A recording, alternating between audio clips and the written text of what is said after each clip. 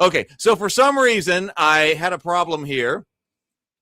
Like it wouldn't. I had to reload the whole system. I had to reload the whole system here. I had to reload the whole system. Not sure why. I don't know. I was trying to load it here. I realized that I had forgotten to put up the waiting room. I thought I did, but I was on that late, and then for some reason I had to reset the whole system because it wasn't working. I don't know why. I had to reset the whole system. Okay. All right. Anyway, so yes. All right. So yes. Anyway, so some of the thank you, Ben. Thank you, Ben. So I do want to say, so with regard to that, I'm working on stuff. I feel like I have not made as much progress with this game as I wanted to over the past maybe week and a half, which is strange because I feel like I've been sitting here working at this computer for a long time trying to get stuff done. But the whole but I feel like I have not gotten as much done as I wanted to. And so I apologize for that, but that just seems to be the reality of the situation. What I am working on is a new trailer because we've had about 40,000 people watch the trailer for the show, but they're not showing up. I mean, we need more people. I would love to have more people. So I'm working on that. So I'm working on a new trailer for the show that has to do with it focuses on the combat commands. And so I'm trying to work on that and putting that out to people who've watched the trailer of the show to get more people in here. I also, by the way, I did update the landing page of zornsdungeon.com. That is different than the zornsdungeon.com landing page because I'm going to try putting out the trailer to Facebook to see if there are people on Facebook who might like to click and know that when we are live. TikTok, Ben says TikToks. I mean, I could go to TikTok. I mean, that's not out of the question. Going to TikTok could be that as well.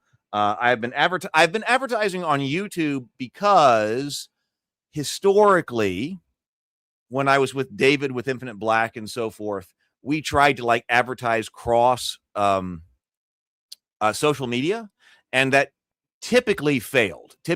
Like if you're trying to advertise on Facebook for something, hey, we're doing something cool on YouTube, and you're putting that on Facebook, historically that fails.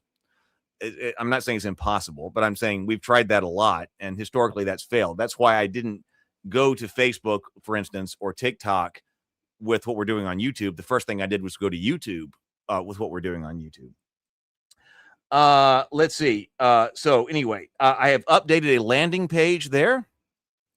Well, that's 18 VIPs. When you hit 18 VIPs, then we will have to, the first 12 will go in. Now later, what I can do is I can upgrade the, Bloodcage to 16. And by the way, I was working today and I was like, why can't I get this done? I was working on some other things today to do other things that are level 1 characters will do. A long time ago, I co-streamed on Twitch. Now, the problem is that if you say something on Twitch, like if you hit bang spawn on Twitch, my system won't pick it up. Like the only way that my system picks that, up like a bang spawn or a bang AOA or something like that is if you are on YouTube.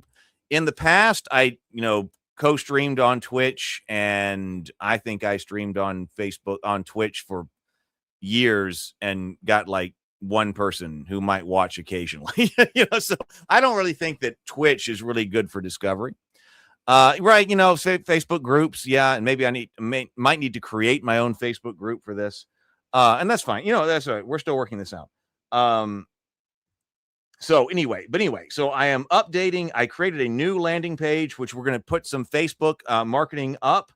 And then also, let's see what else is here. Well, there's some other things I'm doing, but that has to do with Zorn's Dungeon. So I'm working on it. It's kind of a balance between, like, I'd like to get some more information out to people, but then also I want to create new material for you guys. Like I was working on an encounter that is level 1+ only today, and also some new monsters, but they're not ready for tonight. So I'm trying to do both. So trying to do all of that. Let's see. What the problem is, I did reach out to Brian Colin. He is a friend of mine. I reached out to Brian because I would also like to be able to have some guest hosts on the show. So I reached out to Brian Colin.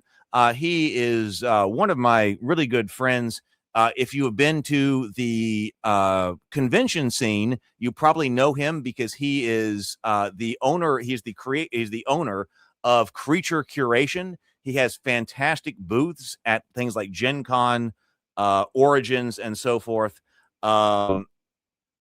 He does amazing artwork that are like, monster busts and things like that. He created he created some of the RPGs that I have on my shelf back behind me, and he also is the creator of the Vast Grim universe.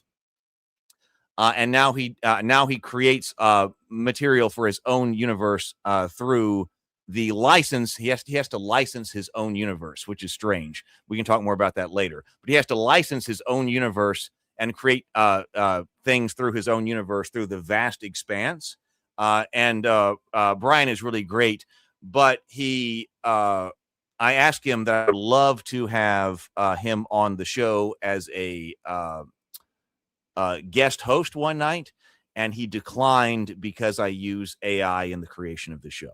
He declined on that. So he was like, I cannot participate in the show insofar as AI is involved in it, and especially on the creative side. But to me, it's very difficult to make that call. But he did not want to do that. So I reached out to Brian, and I love Brian. I wanted to have him as a co-host. I thought it would be a great first co-host and bring the Creature Curation. But Brian was like, I cannot in good conscience be part of what we were doing here at Zorn's Dungeon. So I understand that. Some people have very, very deep set feelings around the use of AI. But this program, I looked, Zorn's Dungeon now runs on over 400,000 lines of code. And I did not write any line of code. I did not write any code. And I'm not trying to present this in any way that is false or anything like that. I created the Zorn's Dungeon game. This game is mine.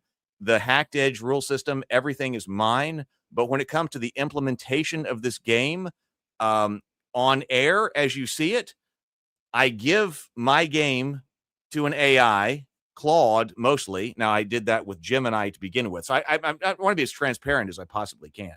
I used Gemini for about the first 2 months, and then I found out about Claude and moved over to Claude.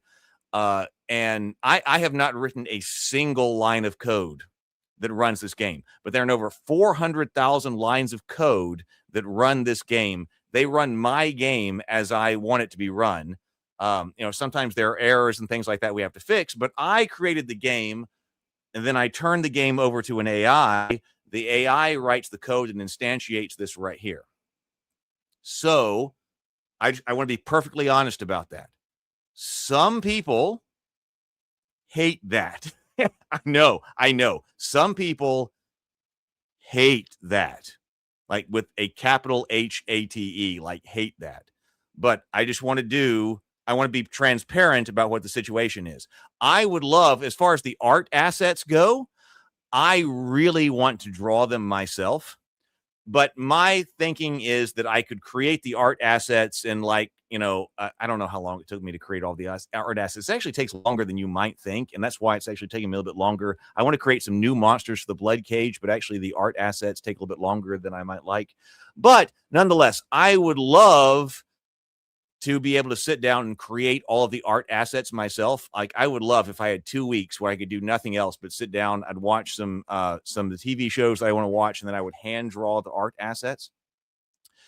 I would love to be able to do that. But first, I want to know if people like the game. Like, is it worth sitting down and drawing all the art assets if people if people don't even like the game? If people think that Zorn's Dungeon sucks, well, then I'm not going to spend all this time drawing art for it.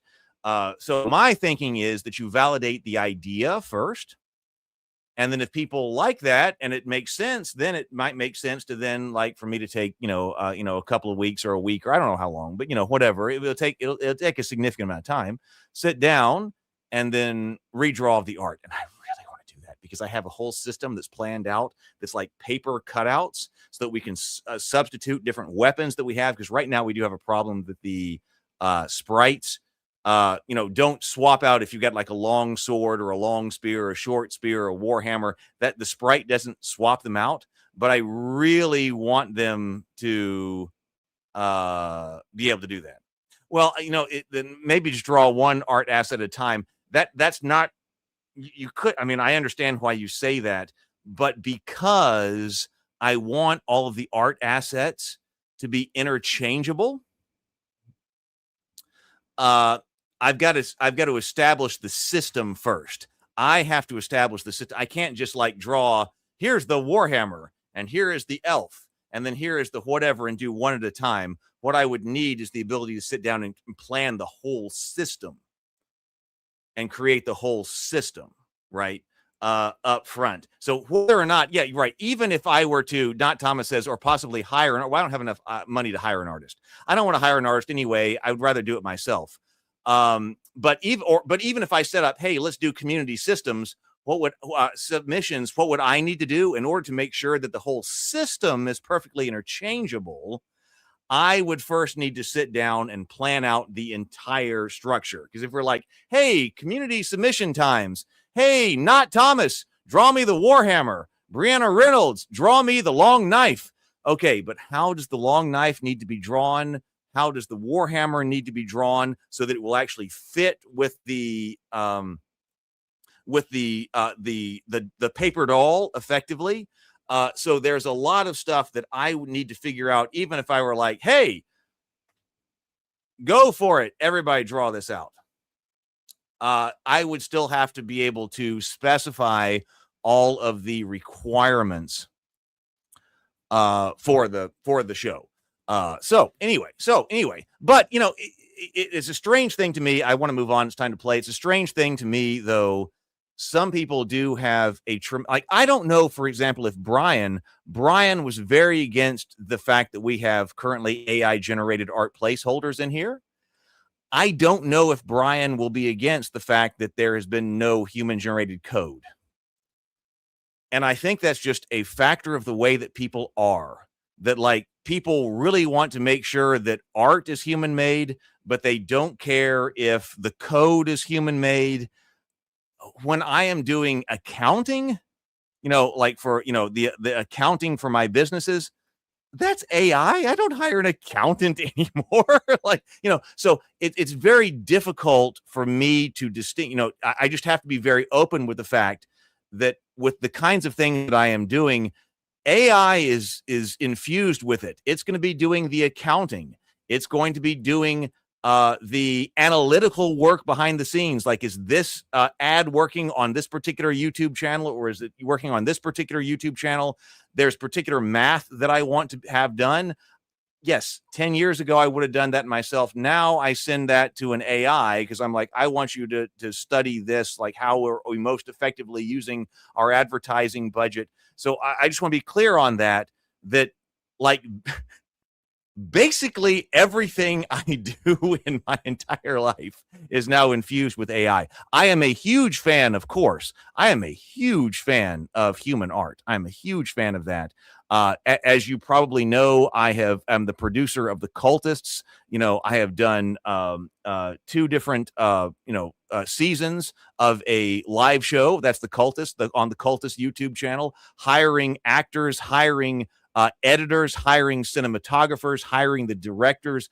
I've spent a lot of money on human art, and I'm a big, big believer in human art, but I also am a big believer in using AI whenever you can to promote human creativity, right? And that's the way that I think of it. Because like, if it, as just an example, if I could save money, if I were doing season 3 of The Cultists, and I could save $1,000 by not hiring an actual accountant, using AI as the accountant, and I could save the $1,000 and put the $1,000 toward going toward more production, actually shooting on stage, on scene, shooting, don't give the money to the accountant, put it actually toward hiring the actors and shooting the show. I would do that in a heartbeat.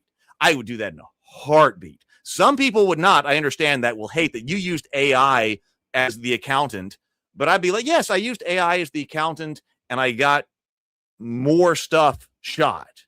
Some people I know will hate that. Some people will know it, but that's the way I feel. So I just have to be clear about that. But I know that some people like Brian turned me down because of the way that this show was created.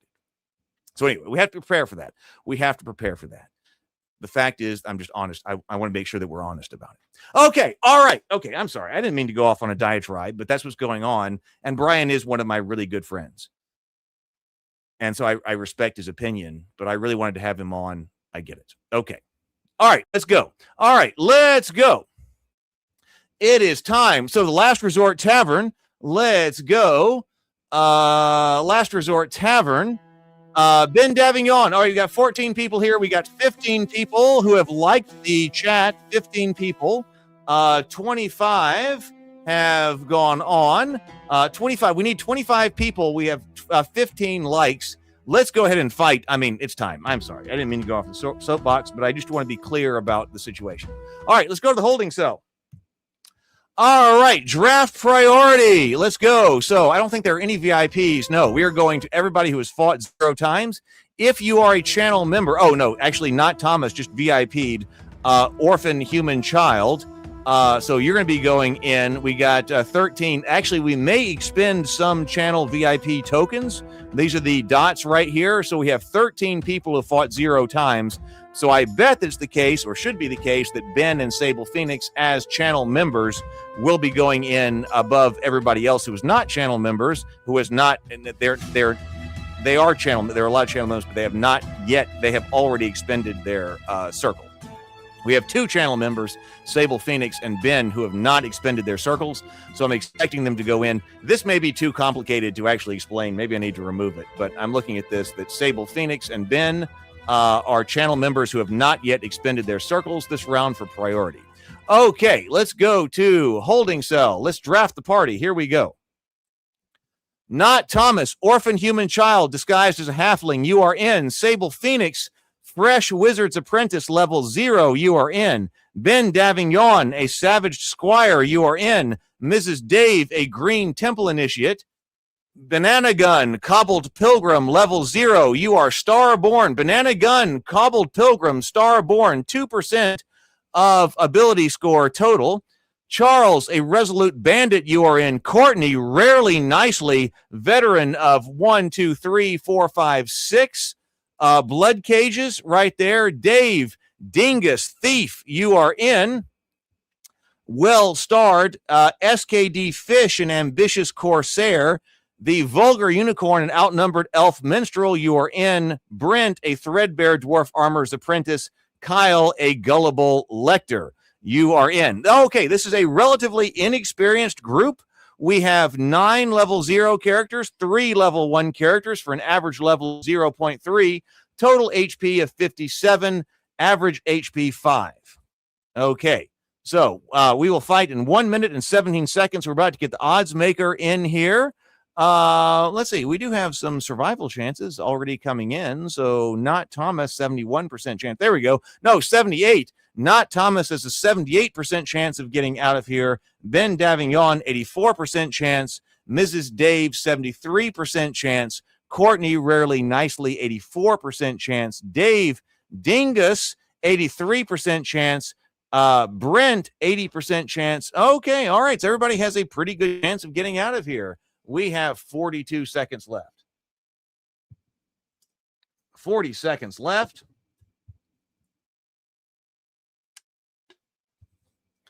All right. So, all right. Everybody's looking pretty good here. Sable Phoenix, fresh wizard, 39%. I think it's what Sable is just talking about with 1 HP. Yes, might not be here with 1 HP, but the wizard in the back, 39%, pretty good. Well, okay. For 1 HP, I'm going to get this wizard out of here. Let's do it. Okay.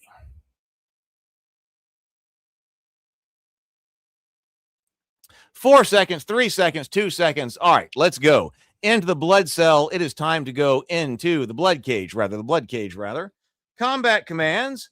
I'm going to go through this briefly because I think everybody here knows. AOA, all-out attack, increases attack power, but your shields and dodge are useless.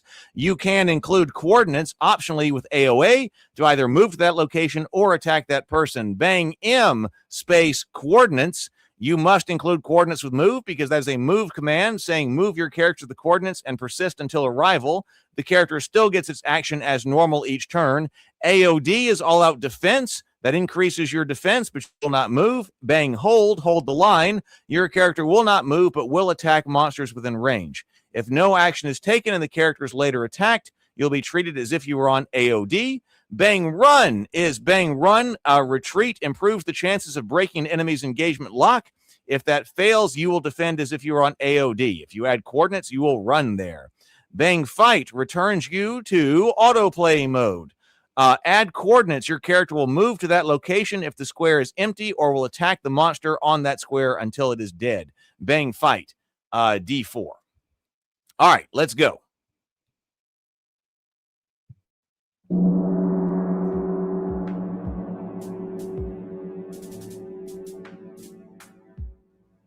All right, 12 PCs to 14 monsters. There are 14 monsters. 1 white ape, not bad at all. 1 white ape, 14 monsters, 1 white ape, 12, not bad. We will start the fight. Cave Imp.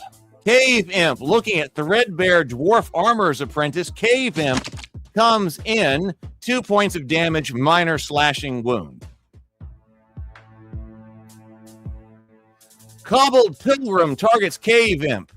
Cobbled Pilgrim goes Cave Imp. Cave coming on the Cave Imp flank, 5 points of damage to Cave Imp, a major bludgeoning wound.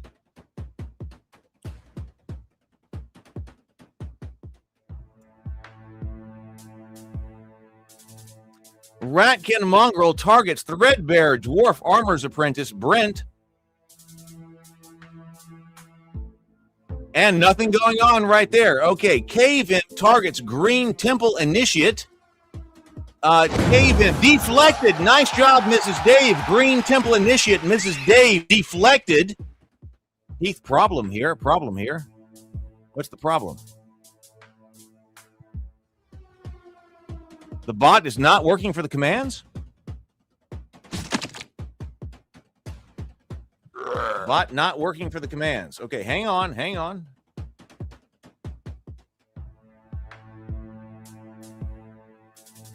Let me see. Okay, let me see.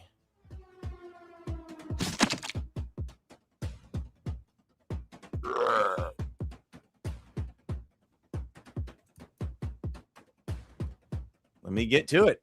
Hold on. Restart. I'm completely restart. So I'm closing down. People are telling me the commands are not working. I am now closing down all of the servers. And now I'm about to restart them.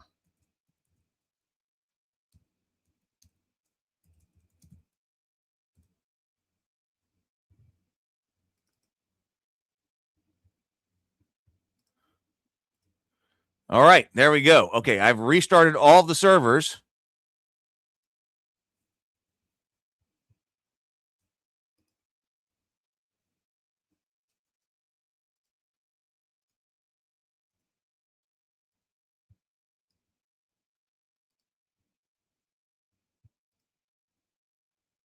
Uh-oh, and how do I fix this problem? Let's see. All right. Technical difficulty. Oh, and I see. So, okay. So I see right there that we are live. And I think I've seen that before. Hang on.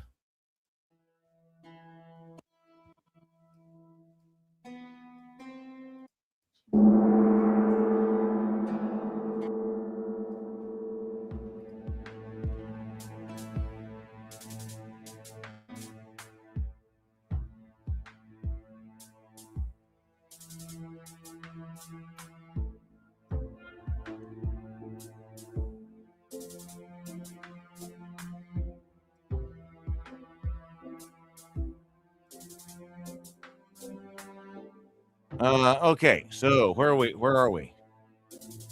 Tavern. Let me see.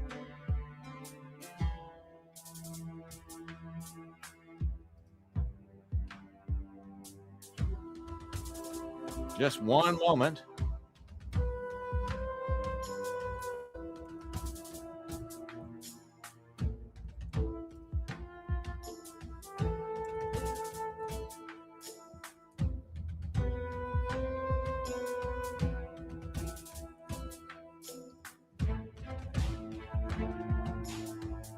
I'm trying to move everybody back. Just 1 second. We're going to try to move everybody back to the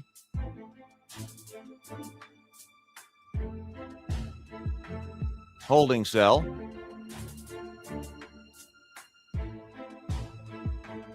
Oh, looks like we got the holding cell right here. Hold on. Kyle?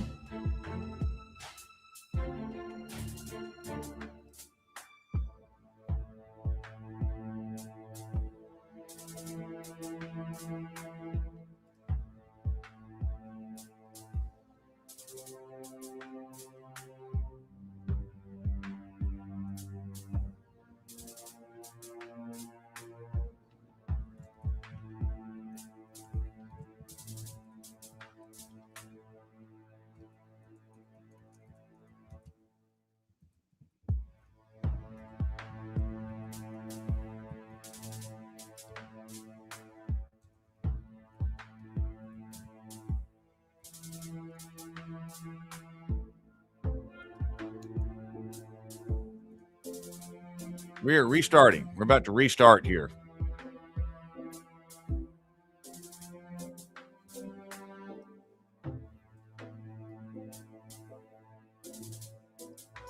Tavern holding cell. The blood cage. Oh, see the blood cage dropping back in. Okay, we're going to find out. We're going to restart. Well, thank you, Echo. Thank you very much, Echo.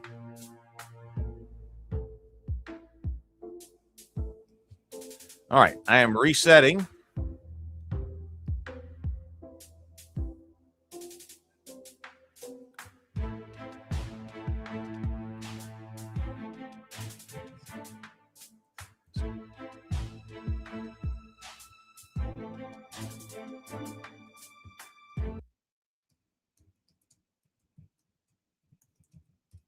All right, that may have done it. Let's see. Let's go back. Okay, so now, where are we? I got so many windows open. Just 1 second. Let me figure out where we are. Okay, right here. Okay, so now, hey, all right. So we're having to restart. Man, this is a technical difficulty night. We've never had to do this before, but it is possible. Okay, so right here, let's go. So this is the tavern as it stands right now. Let's go to the holding cell. Let me refresh.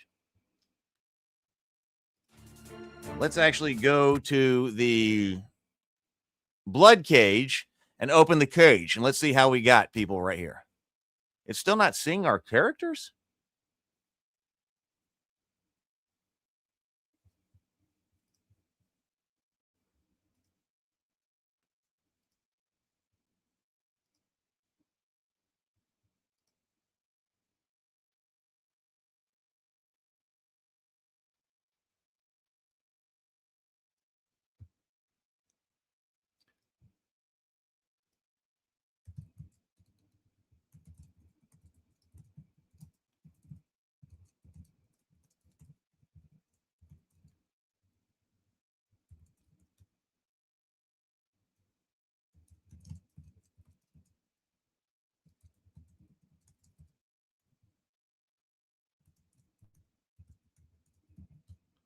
All right, let's just start completely over. Let's move all characters back to the tavern.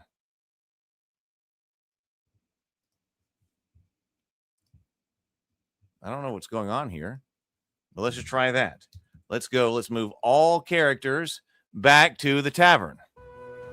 All right, so does that work? Like, are we looking at this right now? Are all characters back in the tavern? All characters should be back in the tavern.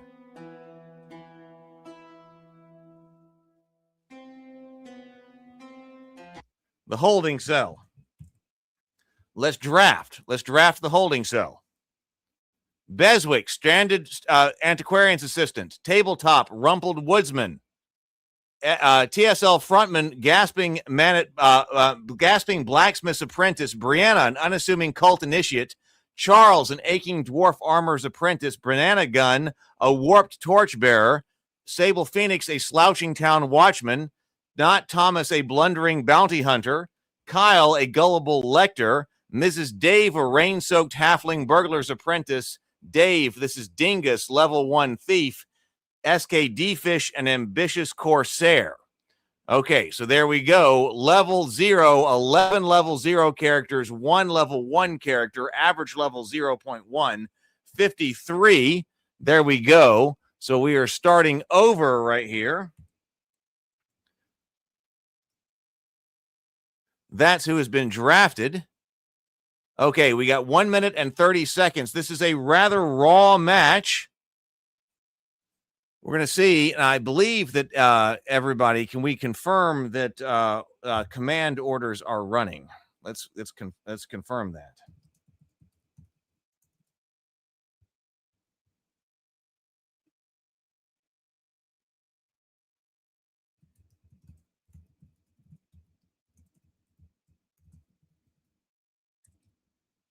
Let's confirm that command orders are running.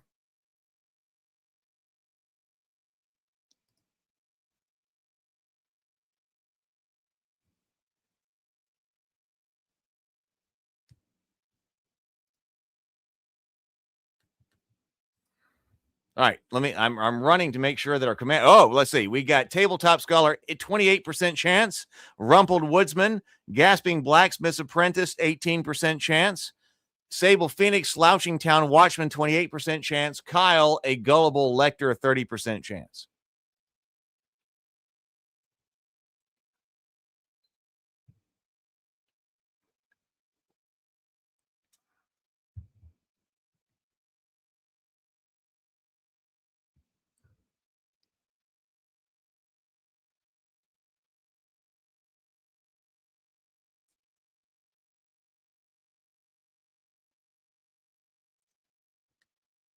Still no Heath. What do you mean still no Heath?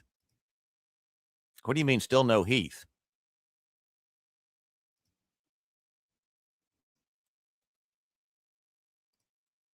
I'm not sure what you mean. Let's go to the Bloodcage. Let's go to the Bloodcage. You all know the combat commands. Let's open the cage. All right, now the cage is open. Try entering some combat commands. Try to put in a combat command and see if it goes through. See if it goes through. We have 12 PCs, 13 monsters. Combat commands should be going through. SKD Fish just put in fight. SKD Fish, Sable Phoenix put in hold.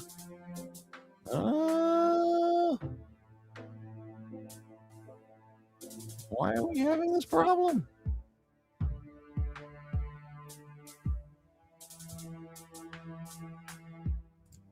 Okay, I see.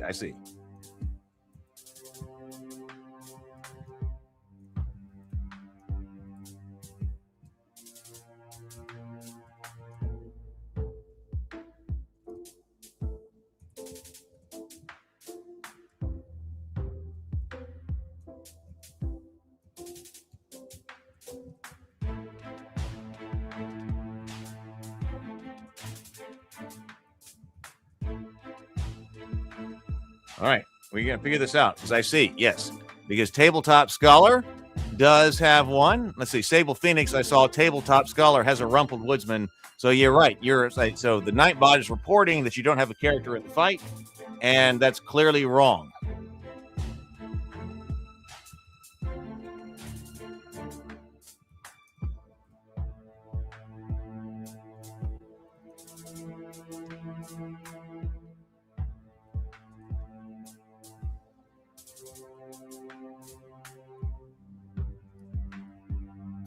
So I'm working on that now. Hang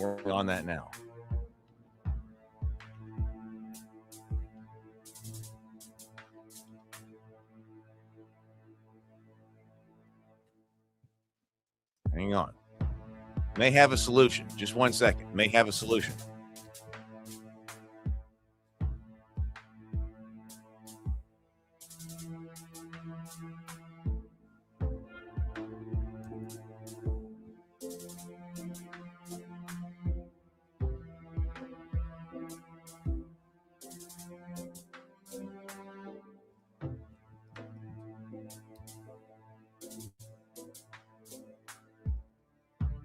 Okay, now try.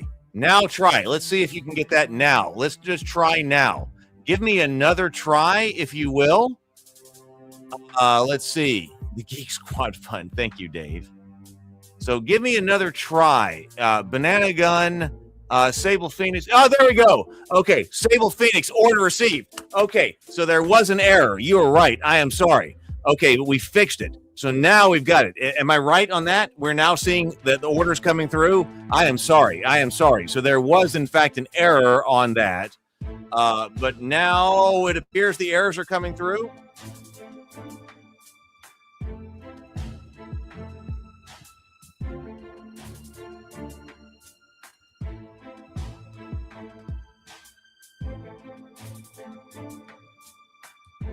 Okay. So now, tabletops. So now it appears that we are working. It now appears that we're working. And hey, by the way, now when we're working, okay, so apparently there was a problem. We weren't working. But I did do some analysis last night of the latency because you guys were very concerned about the latency, and I am too. Last night, let's not count the error tonight, this error right here. But as of last night, we played the game last night, latency on commands was down to 1.8 seconds, which had been reduced from about 11.7 seconds the time before. So, okay, we had an error tonight. I am very sorry about that. We had an error tonight. But on the whole, when everything is working, we have dropped latency significantly. Not at 12 seconds, 11 seconds, 12 seconds. We're now sub 2 seconds when this is working. So can everybody confirm that we are now working? Is there a way to reset everyone's number of cages played? The people who got drafted in the first were still counted. That should work. So Sable Phoenix says, is there a way to reset everyone's number of cages played? We'll check on this, but I should have anticipated this because you do not get counted as played until the cage is over. So I think I have anticipated a problem like this by not saying that you are counted as playing a cage when you enter it. You're counted as playing a cage when you conclude it. I think that's the way it should go. Cages played should only be updated at the conclusion of the cage. So I think I have anticipated having some kind of error like that. So we will see. All right, now let's see. We have 12 PCs to 13 monsters. The second draft had 4 people with 0 cages, 12 with 1. Okay, I will check it then. Then I will check it. I tell you what, I will check that then. I thought I had anticipated a problem like that.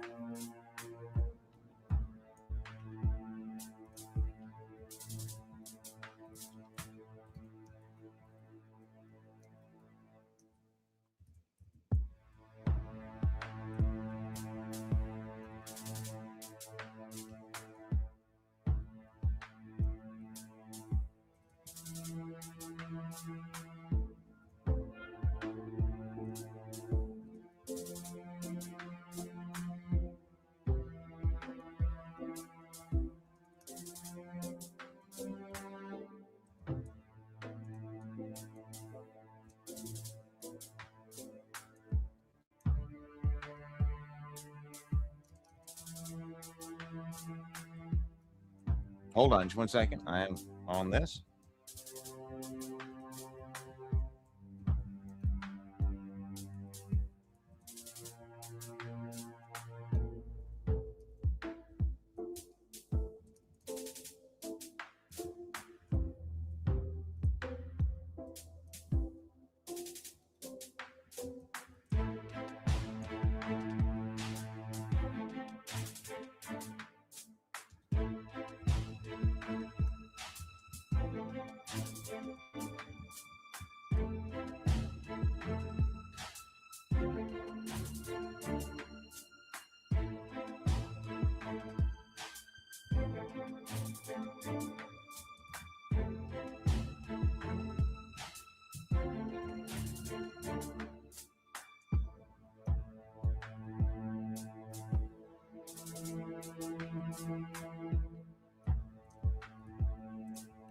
All right, so I'm sending that in. All right, good question. Very good question. So I sent that in. Very good question. All right, so there we go.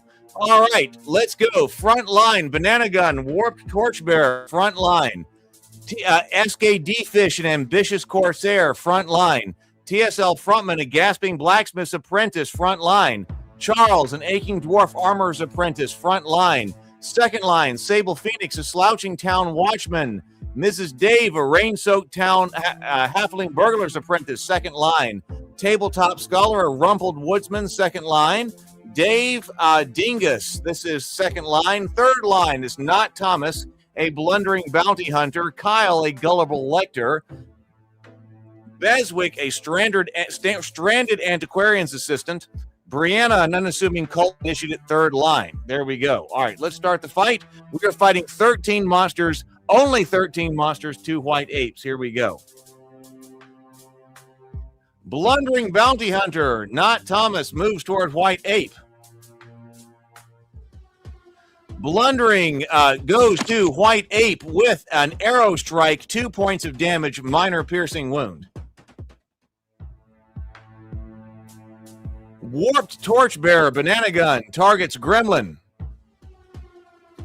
Warped Torchbearer goes into Gremlin, 5 points of damage. Death claims the Gremlin.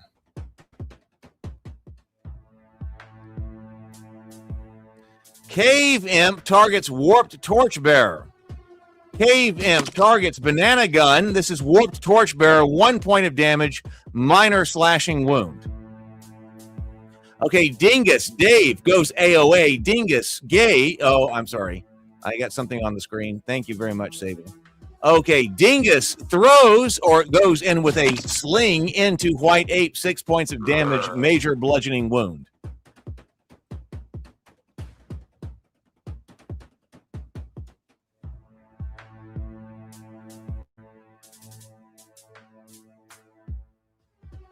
Goblin, an Ambitious Corsair, suffers 1 point of damage, minor slashing wound.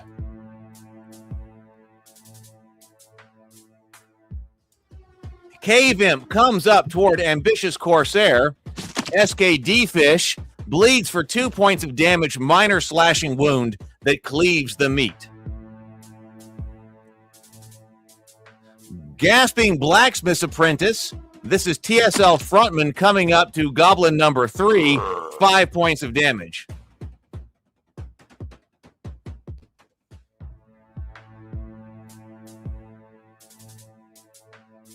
Stranded Antiquarian's Assistant. This is Beswith going an AOA, looking for an AOA, looking at this Goblin over here. Probably going to, is this cast a spell? Yes, casting a spell at Acid Splash at this Goblin, goes into Goblin, takes 5 points of damage, major acid wound.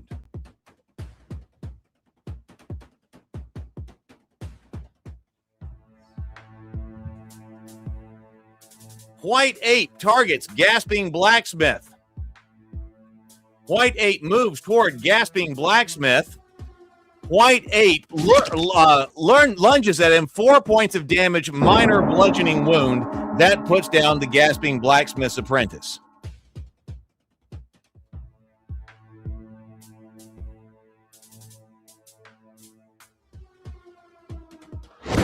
Deflected. Goblin number 2 comes into SKD Fish, an Ambitious Corsair. SKD Fish deflected right there. Kobold Crawler looking at moves toward an Ambitious Corsair. We're going to throw at SKD Fish, reeling from 1 point of damage, minor piercing wound. That lands clean. Rain-Soaked Halfling goes AOD, going AOD. Okay, all-out defense. Rain-Soaked Halfling stays where they are. Gullible Lector, this is Kyle, moves toward White Ape. Gullible Lector comes in for 3 points of damage, moderate bludgeoning wound.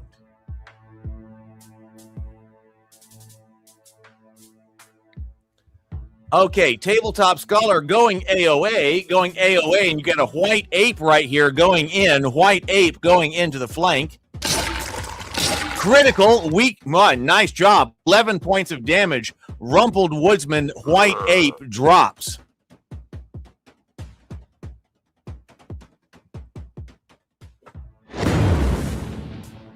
Zorn readies the archers. A volley is incoming. Unassuming cult initiate Brianna goes fight H1.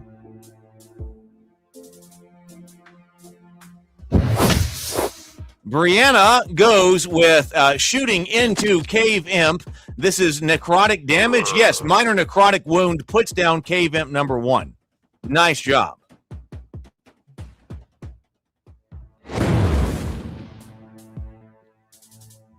Six arrows coming in from the top of the blood cage from the Goblin Archers. Ambitious Corsair, SKD Fish, 1 point of damage, minor piercing wound. Warped Torchbearer, Banana Gun, takes 1 point of damage, minor piercing wound. Blundering Bounty Hunter, not Thomas, 4 points of damage, 1 turned aside, 3 taken as injury, moderate piercing wound right there. Stranded Antiquarian's Assistant, this is Beswick, 2 damage, 1 turned aside, 1 taken as injury. Gullible Lector. Gullible Lector is hit for 2 points of damage, minor piercing wound. Rumpled Town Woodsman, a tabletop scholar, 2 points of damage, minor piercing wound. Zorn signals to ready the portcullis, and the goblins stand by the crank. All right, we are 11 PCs. It's still 11 PCs, doing very well. 11 PCs to 7 monsters. Slimeling coming up to Rumpled Woodsman, doing very well. Slimeling comes up, 3 points of damage. Tabletop Scholars, Rumpled Woodsman goes down. Down but not dead. Down but not dead. Okay. Now, Aching Dwarf Armor's Apprentice, Charles goes AOA. Charles goes AOA. Looking at this goblin over here, looking at, yes, attacking a goblin in the flank. So the Aching Dwarf Armor's Apprentice, let's put the hurt on this goblin. Yes, 9 points of damage, grievous bludgeoning wound that lands well. Goblin falls with a final thud. Ratkin Gore Strider enters from behind with a Ratkin Gore Child. We've got 2 coming in behind. Ratkin Gore Strider comes into the unassuming cult initiate. This is Brianna. Oh, 2 points of damage. That drops Brianna Reynolds.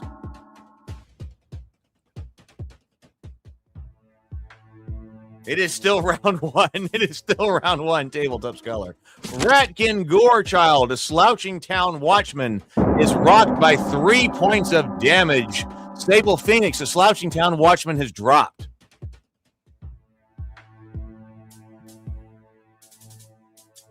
Kobold Crawler targets an Aching Dwarf Armor. This is Charles. Kobold Crawler throws into Charles, 1 point of damage, an Aching Dwarf Armor's Apprentice. Ratkin Mongrel looking at the Aching Dwarf Armor's Apprentice, coming into Ratkin. No, Ratkin Mongrel coming into the dwarf, 1 point of damage only. Nice job. Okay, so now Ratkin Mongrel targets Aching Dwarf Armor's Apprentice. Comes up into the Gullible Lector. This is Ratkin Mongrel 2. Drops him to -1. I am sorry, Kyle Gullible Lector drops.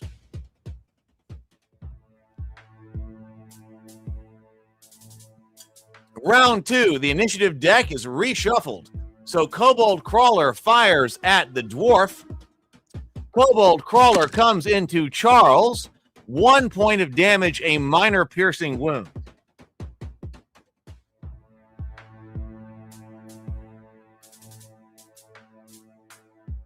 An Ambitious Corsair targets Ratkin Mongrel. An Ambitious Corsair comes in, 1 point of damage to the Ratkin Mongrel. Only 1, needed more than that. Cave Imp targets Warped Torchbearer. Deflected, nice job. Warped Torchbearer deflected by Cave Imp number 2. Blundering Bounty Hunter goes into Ratkin Gorechild. 2 points of damage, a minor piercing wound, and that lands clean. Warped Torchbearer targets Cave Imp. Okay, Warped Torchbearer comes into Cave Imp. 3 points of damage, moderate slashing wound.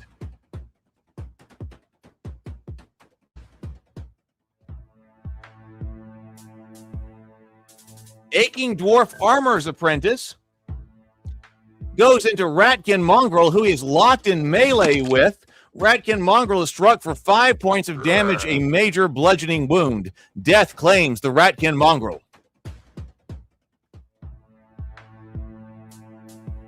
Mrs. Dave goes fight. Mrs. Dave's going on a fight order. Looks at Ratkin Gorechildren right next. Underdog.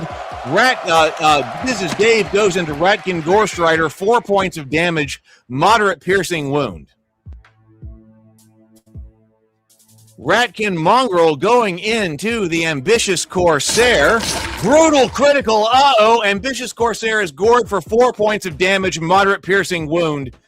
With the bite of the Ratkin Mongrel, I am sorry, SKD Fish and Ambitious Corsair has fallen. We are 6 PCs now to 6 monsters. Ratkin Gorechild is going to Not Thomas. Ratkin Gorechild goes to Not Thomas, 1 point of damage, minor slashing wound. Dingus. Let's see. This is Dingus of Dave looking at Ratkin Gorechild throwing a sling stone, whirling the sling stone, 3 points of damage, not quite enough to drop him, but close. Brianna, ask me that again. Can you manually VIP Not Thomas's orphan child?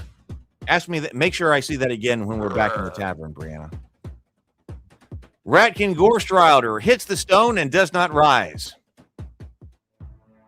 Because yes, I can manually VIP people. Just make sure I see that. Slimeling comes up into the Aching Dwarf Armor's Apprentice. 3 points of damage on Charles. Kobold Crawler fires at the Aching Dwarf Miner. Oh, only 1 point of damage, taking a dart, 1 point of damage, minor piercing wound.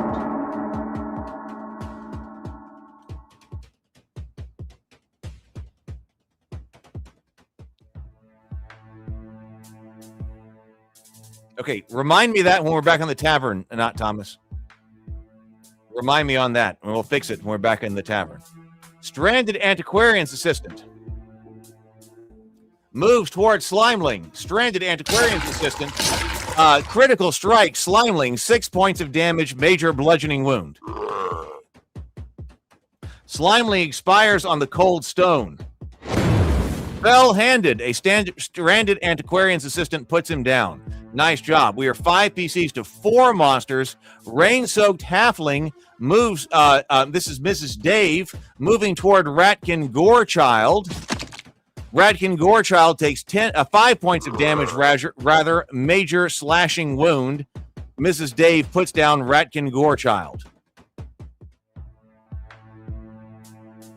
Blundering Bounty Hunter Not Thomas goes AOA.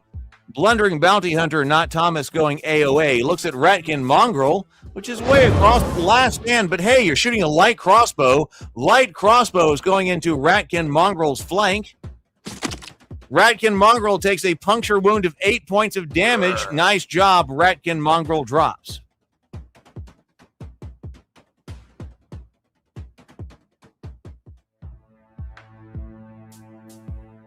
Kobold Crawler targets Stranded Antiquarian's Assistant. This is Beswick. Beswick, okay, coming into the Kobold Crawler, only 1 point of damage. Nice. Okay, that could have been much worse. That could have been much worse. Okay, Warped Torchbearer is going a move to H6. Okay, attacking into the Kobold Crawler. Puncture wound, 6 points of damage with a dagger. Puts down Kobold Crawler number 1. Fell-handed Warped Torchbearer.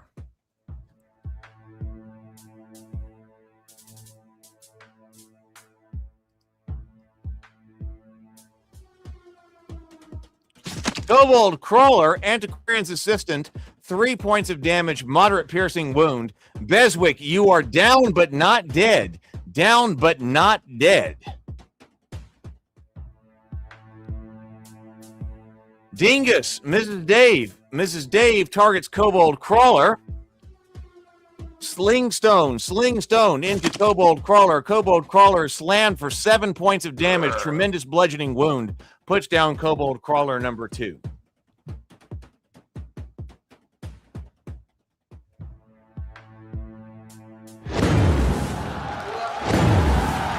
11 XP, 6 survivors share the spoils. 6 who fell get 5 XP each. We're going to work on more XP soon. I was trying to work on that. I feel like I've been working on this game a lot over the week, and I just don't feel like much has gotten done. Rain-soaked Halfling Burglar's Apprentice, 56 coins. Dingus, 44. Warped Torchbearer, 40. A Blundering Bounty Hunter, 35.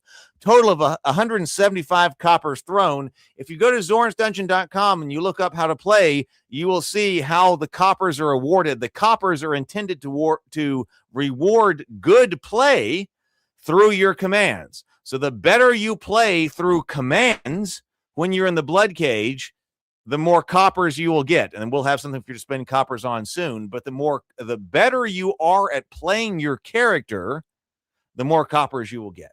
Okay, winch room. Let's turn the winch into the winch room. Turn the winch. Let's haul everybody up. Anybody who survived gets 1 blood drop. Okay, let's deploy the goblin medics. Oh, no goblin medics, no help, nothing. Promotions. Who are there? Okay, stranded antiquarian's assistant Beswick. You get a level 1 mage. Nice job, level 1 mage. Fairy's blessing, wounds washed away, spells are restored. Protection from evil. Rain-soaked Halfling Burglar's Apprentice, Halfling, level 1. Warped Torchbearer, Banana Gun, Fighter, level 1.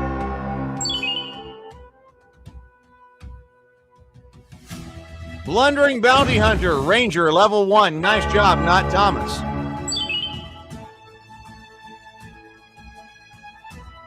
Rumpled Woodsman, Tabletop Scholar, Ranger, level 1.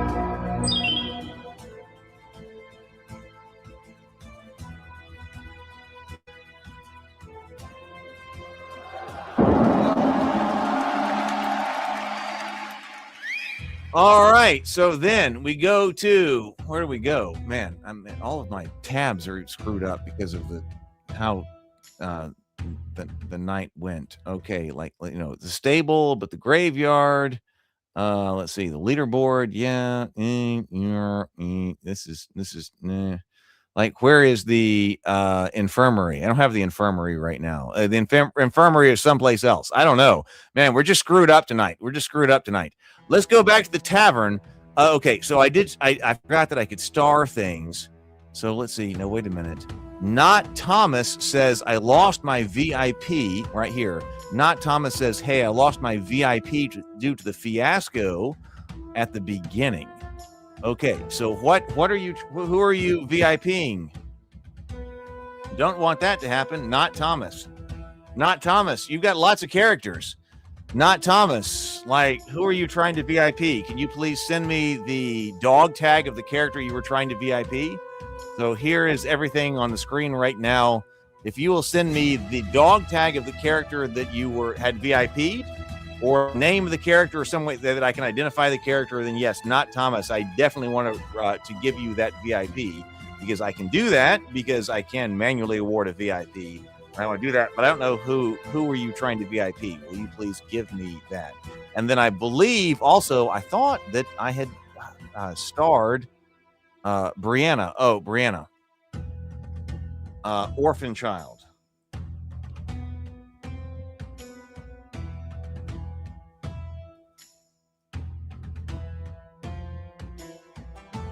Orphan child. Okay, gotcha.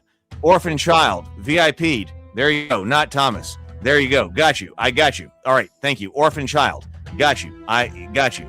Okay. So now let's see. Let's see. Okay. So then what about Brianna?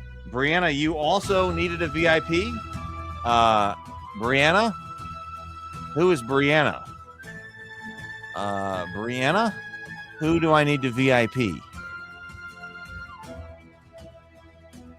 Brianna, I think I was trying to star something, but I think it was something about you. Hadn't you? I didn't. Oh, no. Brianna did not have a VIP.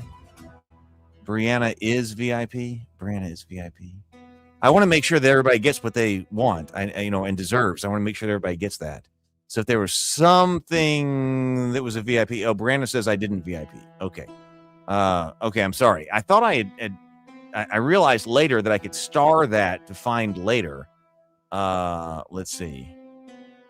But if you were a VIP and you didn't get it, then yes, I absolutely want to be sure that you are fixed right now. Okay, so right now, let me show you what we are right now in the tavern. VIP, not Thomas, orphan human child disguised as halfling. You are a VIP. You will go in. Present but not fought. We have Dave, Ben Davignon, the vulgar unicorn, Brent, Courtney, and then fought one time as Charles, Beswick, Mrs. Dave, Banana Gun, the tabletop scholar, Sable Phoenix, and Brianna Reynolds. Let me look over here.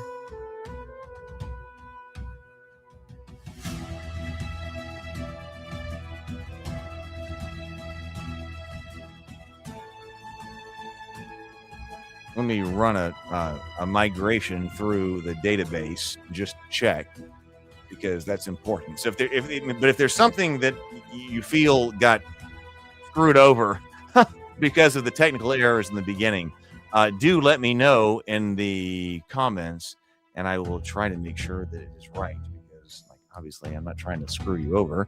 There was a technical error, and so if I can fix anything that has to do with that, then let me know. Okay, I think we might be okay, but let me know. Okay, let's see.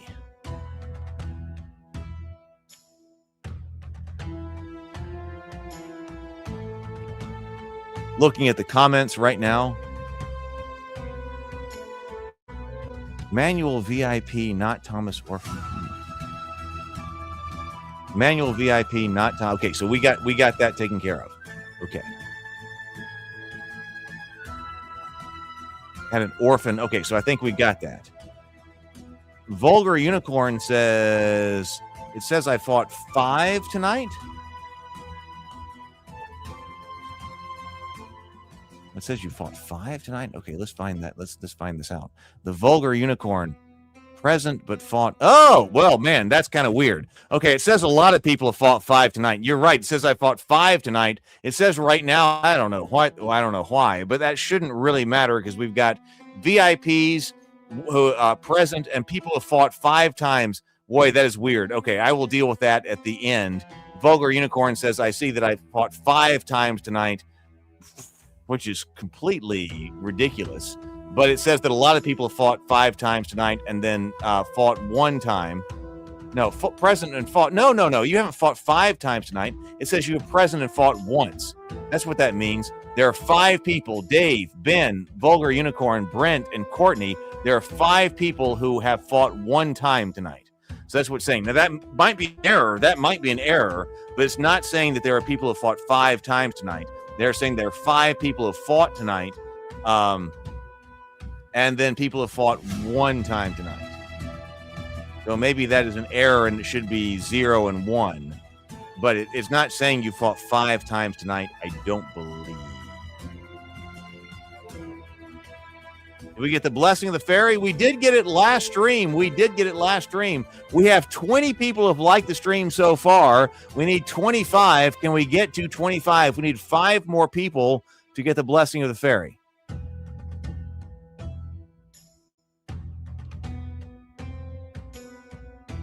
I think we're okay now. I think we're okay. I mean, I think we're okay. So we might be, incorrect, as some people have fought 1 time, as who have fought 0 times, but it seems like the people who have fought less times are still up front. It seems like that's right. Okay, so let's just go with this. All right, let's just go with this. All right, let's go with what we got. We do need some more likes. We need 25 likes. Let's come on. Let's go to the holding cell. Draft the party. So here we go. So the party drafted is not Thomas, orphan child, disguised as halfling, level 1 halfling. You are in. Beswick, a harried smuggler, level 0, you are in. Sable Phoenix, a rumpled porter, level 0, you are in. Banana Gun, cobbled pilgrim, you are in, level 0, and you are Starborn right there.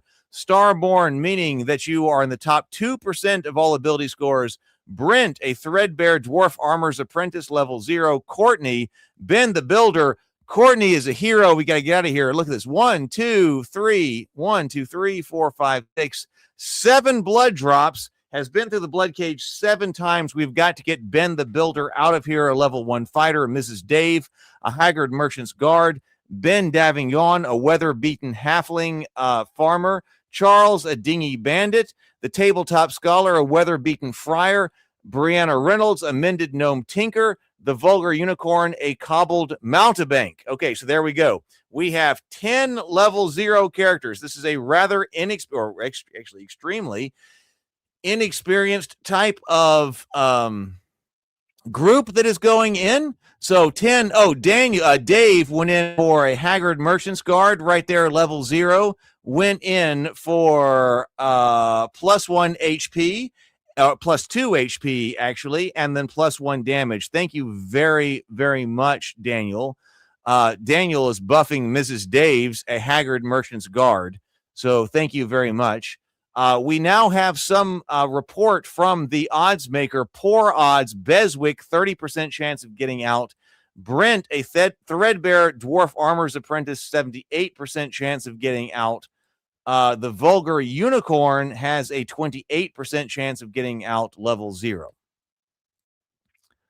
Are we at 25 yet? I am not seeing 20. I'll go over here. Oh, wait a minute. Courtney says, are we at 25? I just hopped back over. We haven't gone into the blood cage yet. Courtney says, are we at 25 yet? SKD Fish says 26. So yes. So, all right, let's do it. Okay, we made it. Thank you all. We made it. Okay, I'm glad I looked at the comments right there. Let's do the blessing of the fairy, which will bless people in the holding cell right now. Okay, so we're in the holding cell. We got it. So we should be able to get it. I should be able to prove that to you. We will see. So the blessing of the fairy comes through. Everybody who is in the tavern right now gets the blessing of the fairy. So that's what means. That's what your name in blue means. But then also this over here, that also means that right now. So you can see here the blessing of the fairy. The blessing of the fairy is 1 temporary hit point for the next 24 hours or until you go into a cage to fight. So thank you, everyone. We hit 25. And then over here in the holding cell, wait, what's going on here? Holding cell. Okay, yes. As you can see in the holding cell, the blessing of the fairy did go to everybody in the holding cell. I wanted to be sure that was right. So yes, everybody in the holding cell also is the blessing of the fairy. You can see their name is in blue, and then also you can see down here it specifically says that this little sparkle right here is the blessing of the fairy for 25 or plus 1 temporary hit point for 24 hours. Okay. All right. So let's go. I mean, let's go fight. All right. I mean, this is amazing. Everybody got the blessing of the fairy early this game. It's probably not really early because people are talking about like we're behind, but we're about to go into the second blood cage right here. So here we go. Second blood cage. We got 4 blood cages tonight. We have fought 1. We're about to go into the second blood cage, and then we have 2 more after this. If you are watching and you want to play, we have 2 more blood cages after this one we're about to fight. Let's go into the blood cage. Combat commands, bang AOA, all out attack. I'm going to do this very briefly. You can add coordinates. All out attack increases your attack power, but your shields and dodge become useless. You can add coordinates to your AOA. And if you add coordinates, you will move to that location, or if a monster is in that location, that monster will become your target. Bang move must include coordinates, coordinates like bang M space D4, for instance. That will move your character to those coordinates, and that moving to those coordinates will persist turn to turn until you arrive there. You still get your action as normal. Bang AOD is all-out defense. Sacrifice movement and attacks for additional defense. Bang hold. Your character will not move, but will attack monsters within range. If no action is taken and the character is later attacked, you'll be treated as if you were on Bang AOD. Bang Run, retreat. Improves the chances of breaking an enemy's engagement lock, but if that lock break fails, you'll be treated as if you were on AOD. Optionally, add coordinates to attempt to retreat toward that square. Bang Fight cancels an order, previous order, and returns you to your balanced offense, defense, and movement. You can add coordinates on a Bang Fight to move to that location or attack a monster until it is dead. Characters will accept the last order they are given, and they will execute it at the start of their turn. Orders stand until you give a new one. All right, front line. Oh, 13. Okay, not bad right here. 12 PCs to 13 monsters, one of which is an 8. It's 12 to 13. Courtney, Ben the Builder, front line. Brent, Threadbare Dwarf Armor's Apprentice, front line. Mrs. Dave, a haggard merchant's guard, front line. Not Thomas, orphan human child disguised as halfling, front line. Ben Davignon, a weather-beaten halfling farmer, second line. Beswick, a harried smuggler, second line. Charles, a dingy bandit. Not dingy, I said it again, a dingy bandit. A dingy bandit. Charles, a dingy bandit. Vulgar Unicorn, a cobbled mountebank. The Tabletop Scholar, weather-beaten friar, third line. Brianna, Mended Town, Gnome Tinker, third line. Banana Gun, Cobbled Pilgrim, Sable Phoenix, Rumpled Porter. Yes, we are rather light on fighter types, as Sable has said, but it is only 13 monsters, one of which is a white ape. Let's start the fight. All right. Haggard Merchant's Guard comes up to Goblin number 2, 3 points of damage, moderate wound. Goblin collapses dead. Nice job. We are now 12 to 12. Cave Imp targets Haggard Merchant's Guard, Mrs. Dave. Haggard's Merchant Guard absorbs on a Fated Blessing, 2 temporary HP gone, no injury right there. All right, Cave Imp targets Haggard Merchant's Guard. Cave Imp come in, 1 temporary hit point lost, unhurt only. Kobold Crawler looking at the Haggard Merchant's Guard. Is he going to be able to throw? Yes, he's tall. Going to be able to throw. Mrs. Dave deflected. Nice job. Haggard Merchant's Guard. Mrs. Dave deflected. Nice job. Nice work. Kobold Crawler, number 3, deflected. Nice job. Kobold Crawler also now coming into a Haggard Merchant's Guard. Coming in. Deflected. Nice job. Mrs. Dave deflects again. Taking down those monster action points. Nice job. Nice job. Deflected again. Out front, but proving you deserve to be there. Absolutely. Nice job. Okay, Goblin going toward Ben the Builder. Goblin number 1 coming into Ben. Deflected. Courtney, Ben the Builder deflects Goblin number 1's attack. Nice job. Ratkin Mongrel looking at Mrs. Dave coming down, attacking in the flank of Mrs. Dave. Ratkin Mongrel comes in on the flank. Evaded!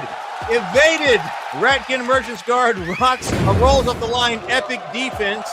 3 perfect defenses in a row. Nice job, Mrs. Dave. Ratkin Mongrel moves toward Orphan Child. Evaded! Nice job! Orphan Human Child evades Ratkin Mongrel number 1's attack. Okay, White Ape targets Haggard Merchant's Guard. Probably going to throwing a deflected, throws the boulder. Deflected, Haggard Merchant's Guard. Mrs. Dave untouchable. 4 perfect defenses in a row. Nice job. That is epic. Rumpled Porter goes Bang M to E5. Rumpled Porter comes into Ratkin Mongrel. Ratkin Mongrel never sees it coming. Ratkin Mongrel reels from 5 points of damage, major bludgeoning wound. Ratkin Mongrel falls with a final thud. Cobbled Pilgrim goes M to C3. Is he going to have a ranged attack? Let's find out. Banana Gun kind of moving up. Okay, nothing going on right there. Orphan Human Child, this is not Thomas, goes to M, move F, Bang M, F6, comes up to Kobold Crawler. Kobold Crawler is rocked by 3 points of damage, moderate slashing wound. Death claims the Kobold Crawler.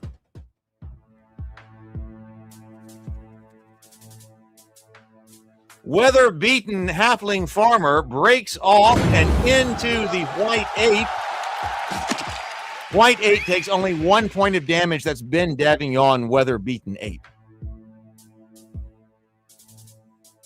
Mended Gnome Tinker goes bang fight, targets Goblin on the hunt. Mended Gnome Tinker comes in, 2 points of damage to the Goblin, minor bludgeoning wound. Gremlin targets Orphan Human. Orphan Human disguised as halfling weathers the blow with muscle and grit, no damage, but 3 points of, I believe that was stamina spent, I believe it was.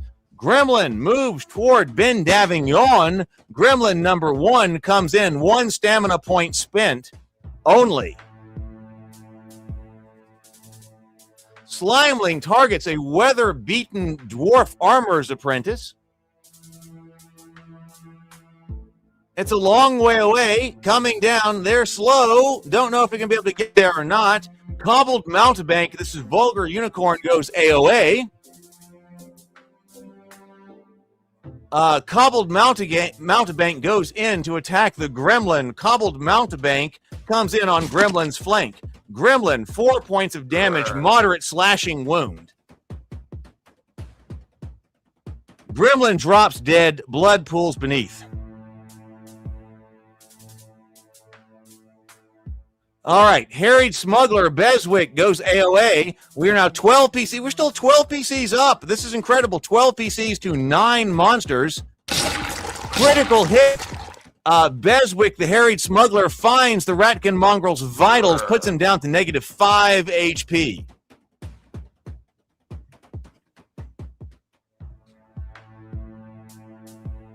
Threadbare Dwarf Armorer's Apprentice goes AOA. Threadbare Dwarf Armorer's Apprentice targets Slimeling. Threadbare's Armorer's Apprentice, this is Brent, goes into White Ape, 4 points of damage, moderate piercing wound. That takes its toll.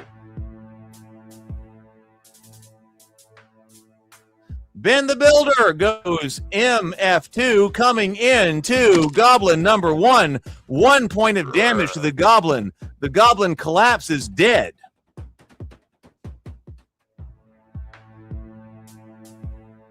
The Weather-Beaten Friar goes AOA. Weather-Beaten Friar is on an AOA, moving toward the Slimeling.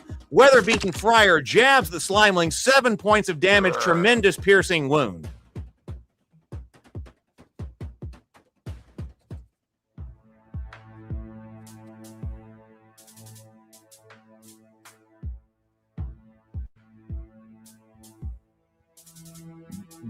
I almost said Dingy Bandit again. Dingy Bandit looking this cave imp. Not sure if he's going to be able to get to the target. No, he's not. Kobold Crawler looks at Orphan Human Child, going to throw. Orphan Human Child evades. Nice job, Not Thomas. Evaded. Halfling child disguised as the half of whatever. Just a human disguised, whatever. I don't know. You evaded. Nice work. Round 2, the initiative deck is reshuffled. We are starting at the beginning now. Kobold Crawler targets, let's see, Orphan Human Child. Let's see, 1 temporary hit point spent. Doing very well.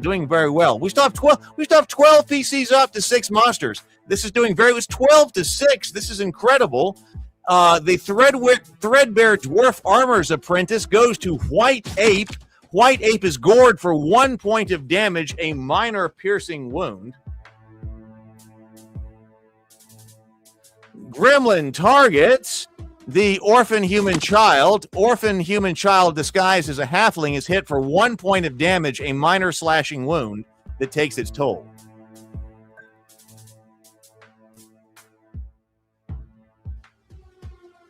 The Cobbled Mountebank comes into White Ape, 3 points of damage. The Vulgar Unicorn puts down White Ape.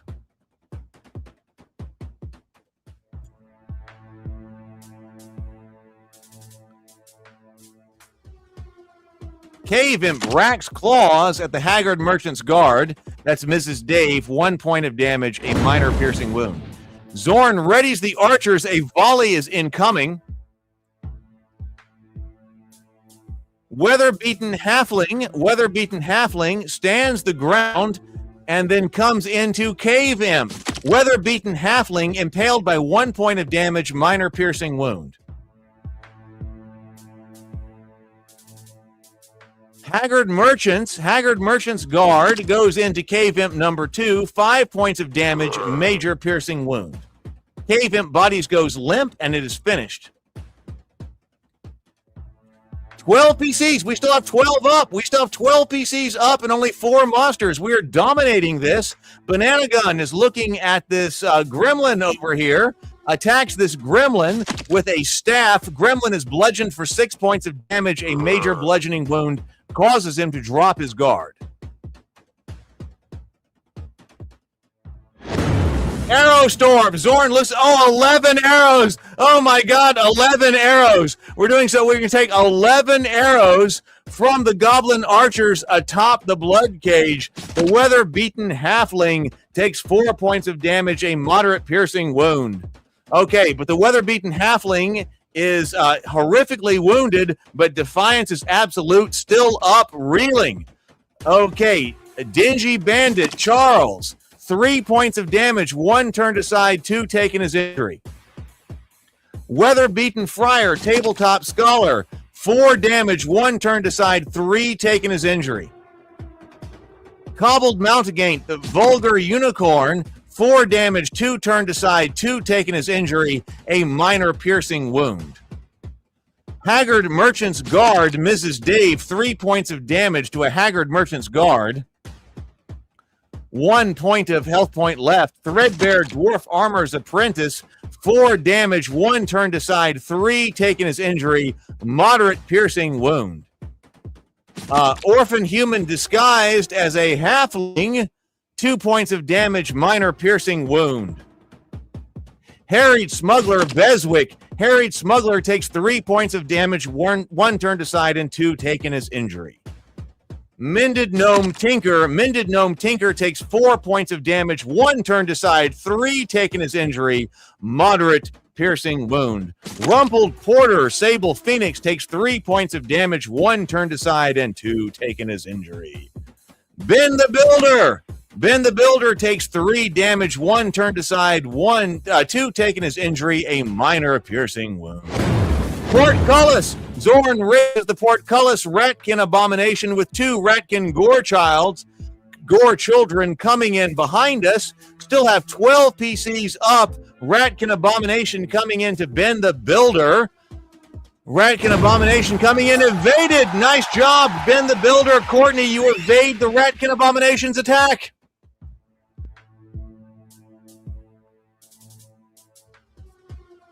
Ratkin Gorechild sweeps a claw at Charles. Oh, that puts Charles down. I am sorry.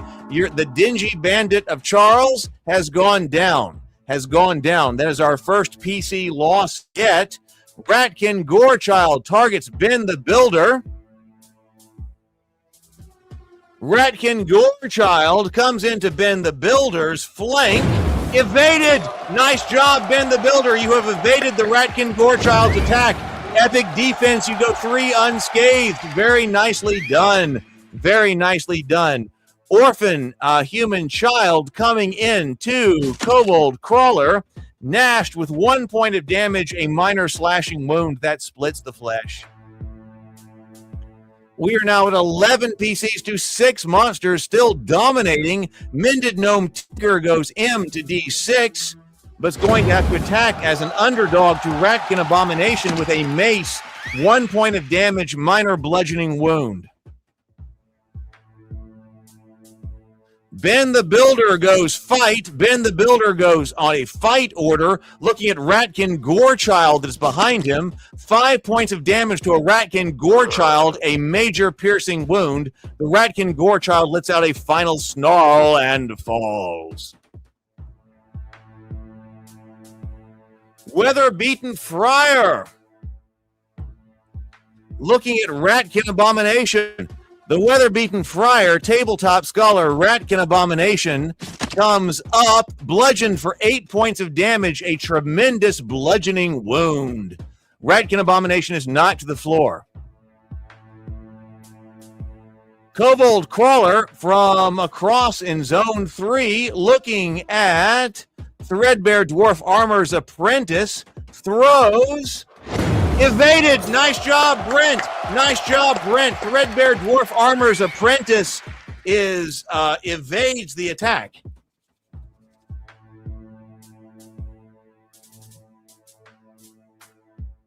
Harried Smuggler goes M to E4.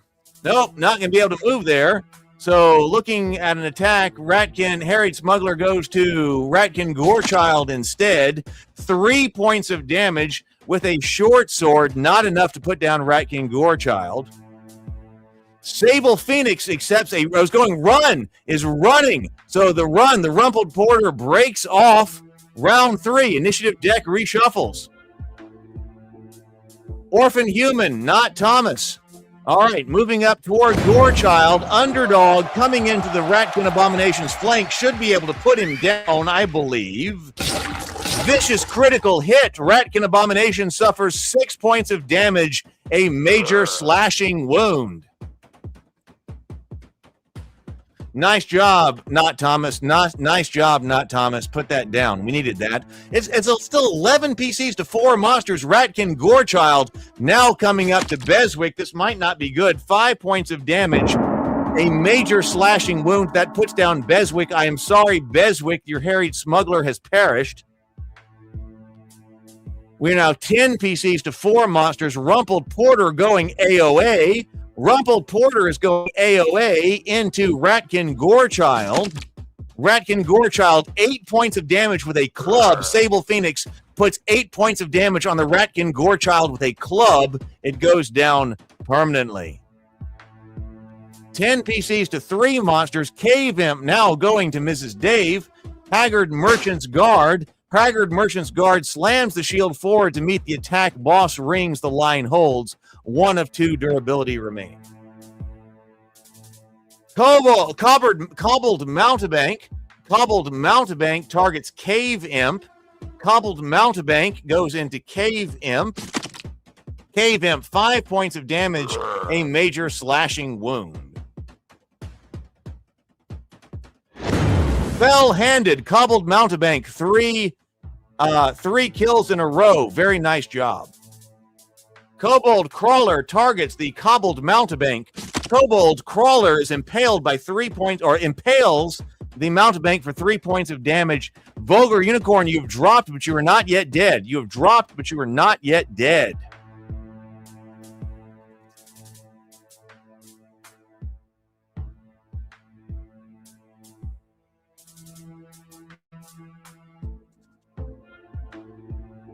Cobbled Pilgrim, Kobold Crawler number 2, 3 points of damage, moderate bludgeoning wound.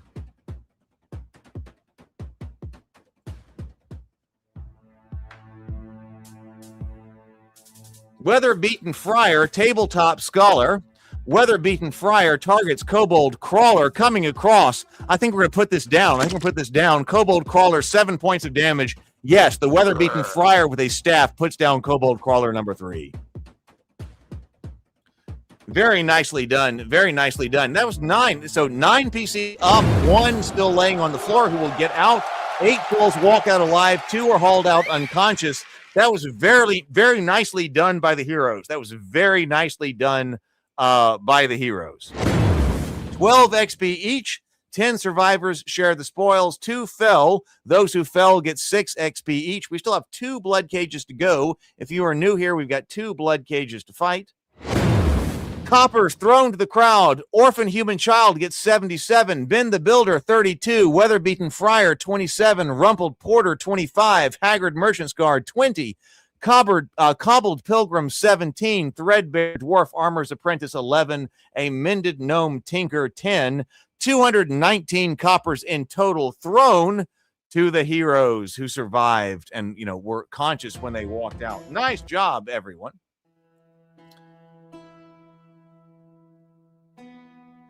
All right, the winch turns, brings everybody up. Everyone who survived, whether you were living, whether you were actually up or whether you're unconscious, gets a blood drop.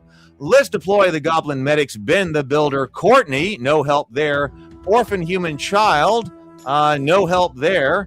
Let's go to promotions. Does anybody get to level 1?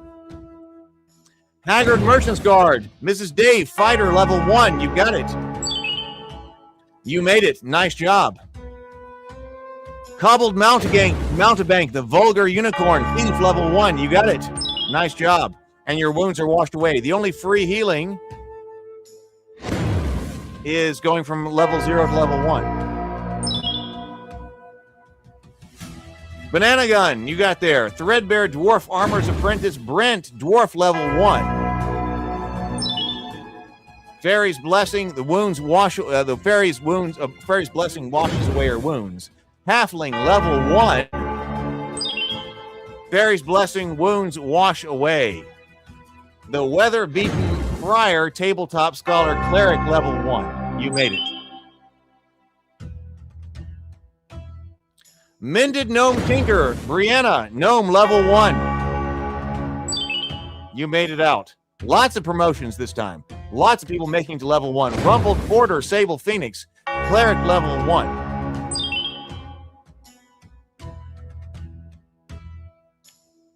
Let's see. So Sable is asking me, Sable says, hey, Heath Robinson, when the halfling did a bang run order at the very start of the game onto the front line, he then attacked right after. When I did a bang run order with my cleric, there was no attack. Does a bang run order cancel attacks or not? Ben Davignon says, I was even on bang run status 2 after, so I don't know if that's a bug. I don't know if I can answer that question right now, but I will definitely look at it at the end of the night. When the halfling did a bang run order at the very start of the game on the front line, he did an attack. He then attacked right after. When I did a run order with my cleric, there was no attack. Does the run order cancel attacks or not? Yeah, if you go bang, if you are next to somebody, or the way that it should be, if you are next to somebody who you were engaged with and you hit bang run, then you should roll for disengagement. If you get disengagement, then you can run. If you do not pass your disengagement check, then you go to AOD. So you're saying that we had a halfling who did a run order at the very start of the game? Okay, so this is Bloodcage number 2.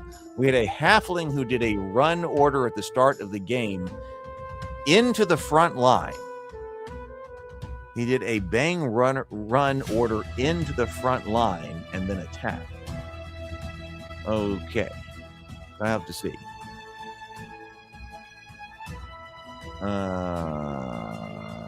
Okay, so Ben says, so Sable asked Ben, did you do a bang run order into a square with a monster? Well, now that's an interesting question. Like, ordinarily, I would expect if you're going bang run, you're going to be running into squares without monsters. But that's an interesting question. So is that something's going on right here? If you say, I want to run away, but I want to run away into a square with a monster. How does it adjudicate that?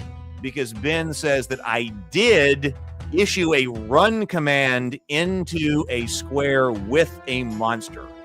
So I'm gonna have to look that up tonight. I'm gonna have to look that up because yes, ordinarily run is to get away from things and to run away. But if you specifically say, I want to run away to this specific square that has a monster in it, the system may interpret that as you want to attack the monster. That's interesting. I don't know. So that's one of those edge cases. Run means typically, bang run, as I was intending it to work, means I want to get the hell out of here. That's what it's for. I am running the hell away. I want to disengage and get the hell out of here. But if Ben is like, I'm saying I want to get the hell out of here and I'm going toward where a monster is, how does the system interpret that? That's very interesting. It may interpret that as saying, hey, I want to go and I'm running away and I want to attack that guy right there. So that's interesting. I will have to look that up. So Ben, yeah, that's interesting. So all right, I will look at that. Because yeah, I guess I would say that if you do issue a bang run command and you issue a location that you want to run to that is occupied by a monster, it may interpret that as an attack command. So I will look at that. Okay, all right. Let's sort and dismiss. That's very interesting. All these that's a bit of an edge case because I don't know that I ever thought about what happens if you run to a square that has an opponent in it. That's interesting. I will look at that. Okay, so I'll look at that. That's very interesting. That's a very interesting question. Hey, we got 2 more fights tonight, right? We got 2 more fights tonight. Let's go to the fairy's gift. Let's begin. Hero of the cage, you have bled for Zorn and his cruel game, and though you did not break, your gear did. Here, take this. I found it for you. It might have the blood of one less fortunate still on it, but it was all I could find. Use it well to become the hero that I know you can be. Brianna Reynolds, Slingshot Gnome, 3 copper coins. Sleeper Elf, Brianna Reynolds, 2 copper coins. Overworked Porter, Angel G, 59 copper coins. Sirloin of Beef, Corey, 57 copper coins. Jack of Hearts, Access Your Inner Light, 41 copper coins. Untrained Blacksmith's Apprentice, Better with Bacon, 41 copper coins. Robin Tree Speaker of Flying Dominion, 41 copper coins. An Oblivious Dwarf Miner, Stray, 40 copper coins. Shabby Friar, Lunar Sanctum, you got 34 copper coins. Bloodshot Squire, Tomocrat, 34 copper coins. Squinting Dwarf Armor's Apprentice, Not Thomas, Small Shield. You have a small shield now. Callie Caspleth, Kyle, Vial of Acid. All right, there we go. Nicely done, everyone. Nicely done. That is the gifts of the fairy for tonight. We have 2 more fights tonight. We've done the gift of the fairy. I mean, let's just go fight. Let's just go fought. Remember to take down the chat banner. Okay, so there we go. All right. Thank you, Sable. Let's draft. I think you know how the draft works, everybody. If you want, you can pause the game right here and look at all of the draft. But I think we know how the draft works. Let's draft. Vulgar Unicorn, the outnumbered elf minstrel, level 0, uncommon. Dave, a disgraced gnome tinker, level 0, uncommon. Kyle, a weary smuggler, level 0, uncommon. Courtney, rarely nicely. Courtney is coming in here with 1, 2, 3, 4, 5, 6 blood drops. Veteran of 6 cages. Lowborn mountebank, level 0. Ben Davignon, a frostbitten friar. Brent, Canon is this a joke name that I should know? Canon Forder? Canon. I can't afford her? Is that what that's supposed to be? Canon afford her? Is that what it's supposed to be? I don't know. Tabletop Scholar, a stranded pilgrim, level 0. Not Thomas, a wanted elf lore master's apprentice. Beswick, an awkward friar. Mrs. Dave, level 0. Oh, cannon fodder. Okay. Cannon fodder. Okay. Cannon fodder. Not cannot afford her. Okay. Cannon fodder. Okay. Oh, Sable Phoenix, Victor Argyle has been buffed. +2 HP, +1 damage, and +2 saves. Cannon fodder, not cannot afford her. Okay. All right. Stranded Pilgrim, level 0. Well starred. Not Thomas, a wanted elf lore master's apprentice, level 0. Beswick, an awkward friar, level 0. Mrs. Dave, an unproven mountebank, level 0. Banana Gun, a cobbled pilgrim, starborn. Top two in ability scores right there. All right. So we got 37 seconds left until we play. Mrs. Dave, everybody has the blessing. Oh, no, Awkward Friar does not. Beswick does not have the blessing of the fairy. Almost everybody. Oh, no, or neither is Banana Gun. But almost everybody has the blessing of the fairy here. Dave, a disgraced gnome tinker, level 0. Courtney, rarely nicely, has an 86% chance of getting out. Dave, 73% chance of getting out, according to the lore master. 4 seconds left. Okay, everybody's got a reasonable chance, I think, and a couple of people. We don't have any red on here. No red. 9 level 0 characters, 3 level 1 characters, average level 0.3, 56 HP, average level 5. All right. I think that everybody who's watching knows how these. Dave says I can lower those odds. Okay. Combat commands. I think everybody knows how the combat commands work. Bang AOA is all out attack. Bang M is move. You must add coordinates to that. Bang AOD is all out defense. Bang hold the line. Bang run, that's a retreat. You can add coordinates to that. If you want to run toward a location right now, as we just figured out, if you add coordinates to a run location where a monster is, will you attack them? Well, it seems like you will. I'll look at that. But Bang Run is intended to get the hell out of here. And Bang Fight returns you to fighting as default, canceling all previous orders. You can add coordinates to a Bang Fight order, which will move you to that location before you attack, or will attack the monster in that location. You can send as many orders as you want. Your character will accept the last order given and will execute it at the start of its next turn. Orders stand until you give a new one. All right, let's open the cage. Let's do it. All right, Courtney, rarely nicely, front line. Mrs. Dave, an unproven mountebank. Oh my God, we're a little bit short on fighter types. So Courtney, rarely nicely, you are on the front line. Mrs. Dave, an unproven mountebank, a thief type, front line. Kyle, a weary smuggler, front line. Brent, cannon fodder, or cannot afford her. Cannon fodder, right, yes. Brent, first line. Vulgar Unicorn, an outnumbered elf minstrel, second line. SKD Fish, lowborn mountebank. Then Not Thomas, a wanted elf lore master's apprentice. Banana Gun, 12th arrow, second line. Beswick, an awkward friar, third line. Mrs. Dave, a disgraced gnome tinker, third line.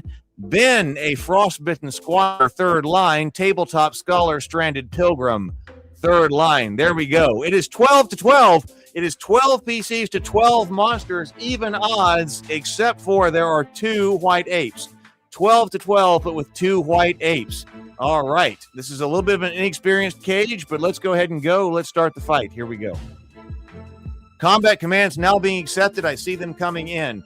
Cave Imp's going to go first, up to cannon fodder. Evaded. Nice job. That's exactly how we needed to start that. This is exactly how we need to start that. Cannon fodder it evades the attack by the Cave Imp. Now, lowborn mountebank coming into Cave Imp number 1 puts 1 point of damage on him. Only need a little bit more than that, but hey, comes down and puts some damage on him. Unproven mountebank, also looking at this Cave Imp, comes down on the flank of Cave Imp. Let's go ahead and put this Cave Imp down who advanced on us. Critical, 4 points of damage to the Cave Imp. Moderate piercing wound.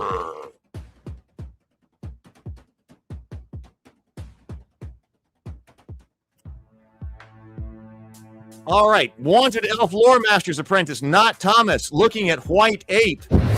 Okay, wanted elf lore master's apprentice, looking at white ape, going downtown with that. 3 points of damage, moderate cold wound. Nice job, Not Thomas, shooting downtown, trying to put some hurt on the white ape before they get here. Gremlin. Now, Gremlin is looking at unproven mountebank, stepping up. This is into Mrs. Dave. 1 stamina point spent, no wound.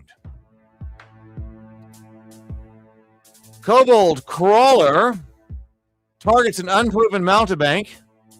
Kobold Crawler looking at the unproven mountebank, throwing a dart into Mrs. Dave. Hits, 1 temporary hit point spent only.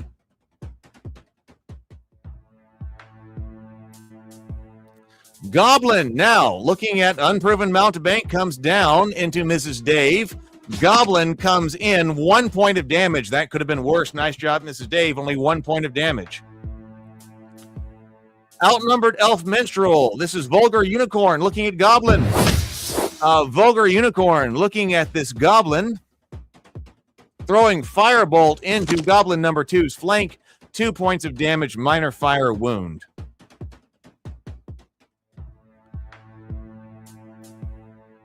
Tabletop Scholar going AOA. Tabletop Scholar is going in AOA order. Stranded Pilgrim. This is Tabletop Scholar into Goblin number 2. 7 points of damage.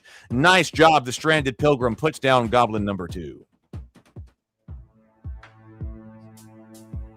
Awkward Friar Beswick goes AOA. Going AOA, targets the Gremlin.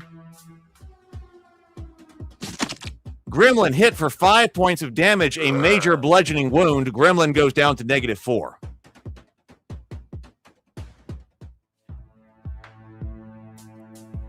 Cave Imp now targets Awkward Friar. Cave Imp comes into Beswick.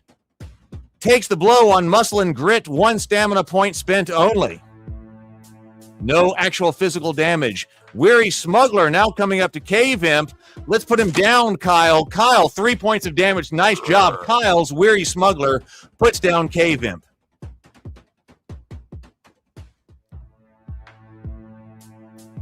Rarely Nicely goes M to D4. Moving to D4, going to stay right there. Is he going to be able to target, or is Courtney going to be able to target? No. Okay, so stays right there, has no ranged weapon. Kobold Crawler moves toward an unproven mountebank. Kobold Crawler number 2 goes into an unproven mountebank, skewered for 1 point of damage, minor piercing wound. Brent goes AOA. Brent goes AOA, looking at AOA. Targets the Slimeling. Yes, Brent, cannon fodder, comes into the slime. 9 points of damage, grievous slashing wound. Opens up that Slimeling. The ooze of the Slimeling's sack goes everywhere. The ooze goes everywhere. 12 PCs. We still have 12 PCs up. Ratkin Mongrel now coming into Brent. 1 stamina point spent, no wound right there. 12 PCs to 7 monsters, but we do have some White Apes. Okay, White Ape is coming up. White Ape is going to throw a boulder into cannon fodder. 1 stamina point spent only. Okay.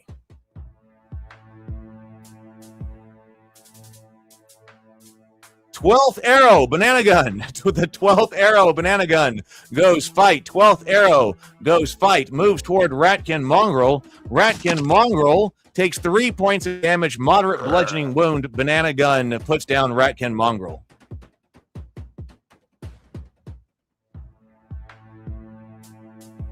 Slimeling targets Awkward Friar. Gets caught up by cannon fodder, Brent Feinstad. Slimeling tacks cannon fodder. 1 turned aside, 2 taken as injury, minor bludgeoning wound. Ben goes fight. Ben goes fight.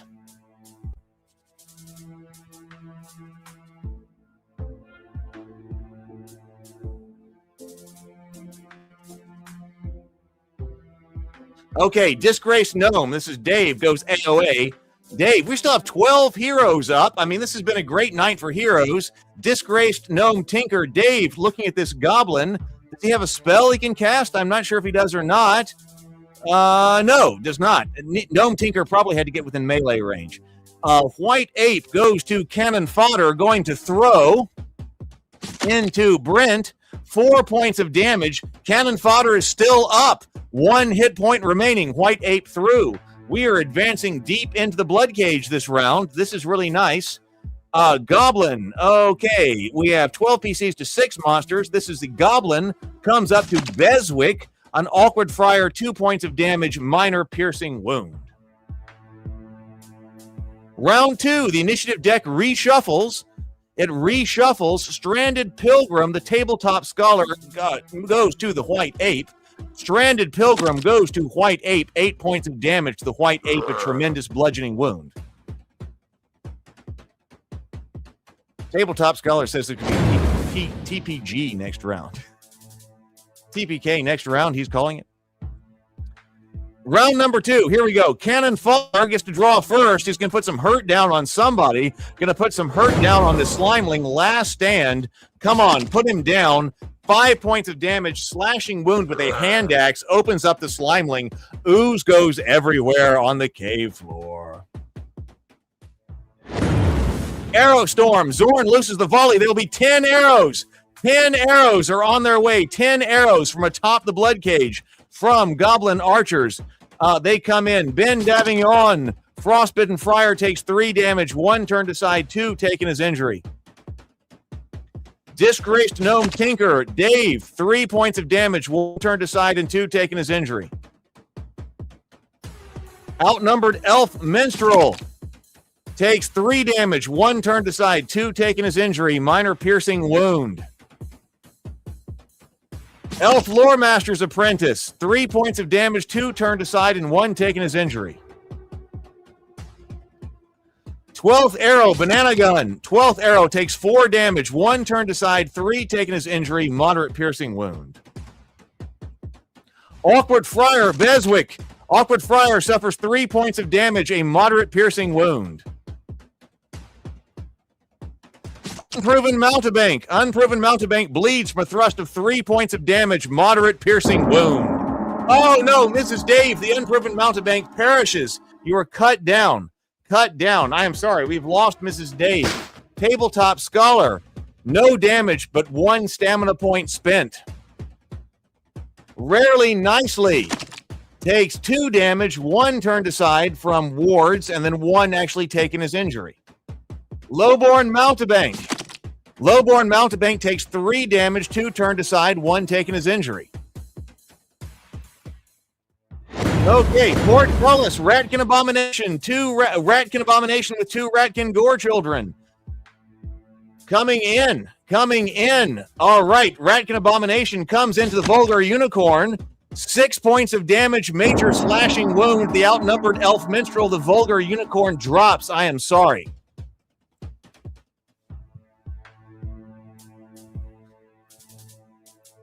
Ten PCs to 7 monsters. Ratkin Gorechild comes up to Rarely Nicely. Rarely Nicely, your buckler splinters completely. The last sliver of its wood whirls away. Ratkin Gorechild goes into Wanted Loremaster's Apprentice. Evaded. Nice job. Nice job. Not Thomas. Evaded. Nice job.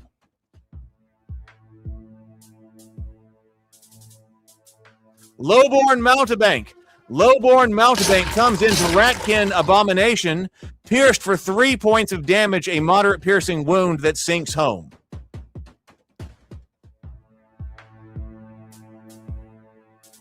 Wanted Elf Loremaster's Apprentice, not Thomas, goes fight. Wanted Elf Loremaster's Apprentice, Ratkin Gorechild, is rocked by 2 points of damage, minor slashing wound.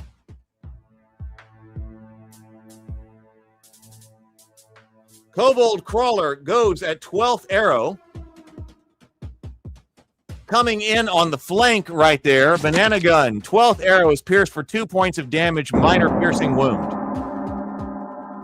Banana Gun has dropped. I am sorry, Banana Gun. Victor of the Cage, that is a one blood drop character, level 1 character. Banana Gun, Starborn, top 2% of all ability scores. The 12th Arrow, you have fallen. I am sorry, Banana Gun. Bang spawn in again. 9 PCs to 7 monsters. 9 PCs to 7 Disgraced Gnome Tinker. White Ape coming in to the underdog as an underdog into White Ape. 7 points of damage. Nice job. Needed one more to drop him, but that's extremely respectable. 1 HP only to the White Ape. Weary Smuggler accepts a fight order. Weary Smuggler targets the Goblin right here. 2 points of damage, a minor piercing wound. Rarely Nicely goes fight. Rarely Nicely to the fight order, Ratkin Gorechild. Rarely Nicely hammers the Ratkin Gorechild for 5 points of damage and drops the Ratkin Gorechild. Rarely Nicely, Courtney drops Ratkin Gorechild. Very nicely done. Frostbitten Friar goes AOA. Is he engagement locked? I am not sure. No, he's not engagement locked. He's coming down. He can go into the White Ape number 2 and put down White Ape. Nice job. Nice job. Frostbitten Squire puts down White Ape. We are now 9 PCs to 5. We still have an Abomination and a Gorechild in the cage. Kobold Crawler number 1 comes in on Stranded Pilgrim's flank. Puts to the Tabletop Scholar. Stranded Pilgrim sustains 3 points of damage, a moderate piercing wound.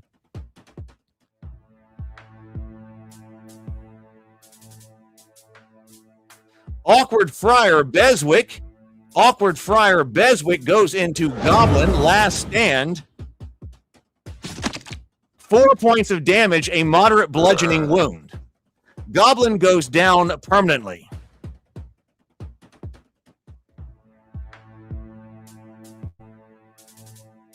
Round number 3, initiative deck reshuffles. All right, Cannon Fodder is on an AOA. Where's he going to go? Going up to Kobold Crawler. Let's put those down over there. Advancing into Zone 3. Kobold Crawler takes 7 points of damage with a hand axe. Cannon Fodder just opens up that Kobold Crawler's head with the hand axe, with the skull. Blood goes everywhere. Blood and brains goes everywhere. Cannon Fodder puts him down. 9 PCs to 3 monsters. Lowborn Mountebank evades the Ratkin Abomination. Nice job, SDK. Nice job, SKD Fish. Nice job. You evaded the attack. That is huge. Okay, an Awkward Friar now targets the Ratkin Abomination. Last Stand, wounded but fighting, comes in with a staff. Staggers under 6 points of damage, a major bludgeoning wound that jars the Ratkin Abomination's frame. I think he has 1 HP left. Stranded Pilgrim, Tabletop Scholar. Tabletop Scholar moves toward Kobold Crawler. Kobold Crawler is slammed for 5 points of damage, a major bludgeoning wound. Fell-handed. 3 kills in a row. 3 kills in a row.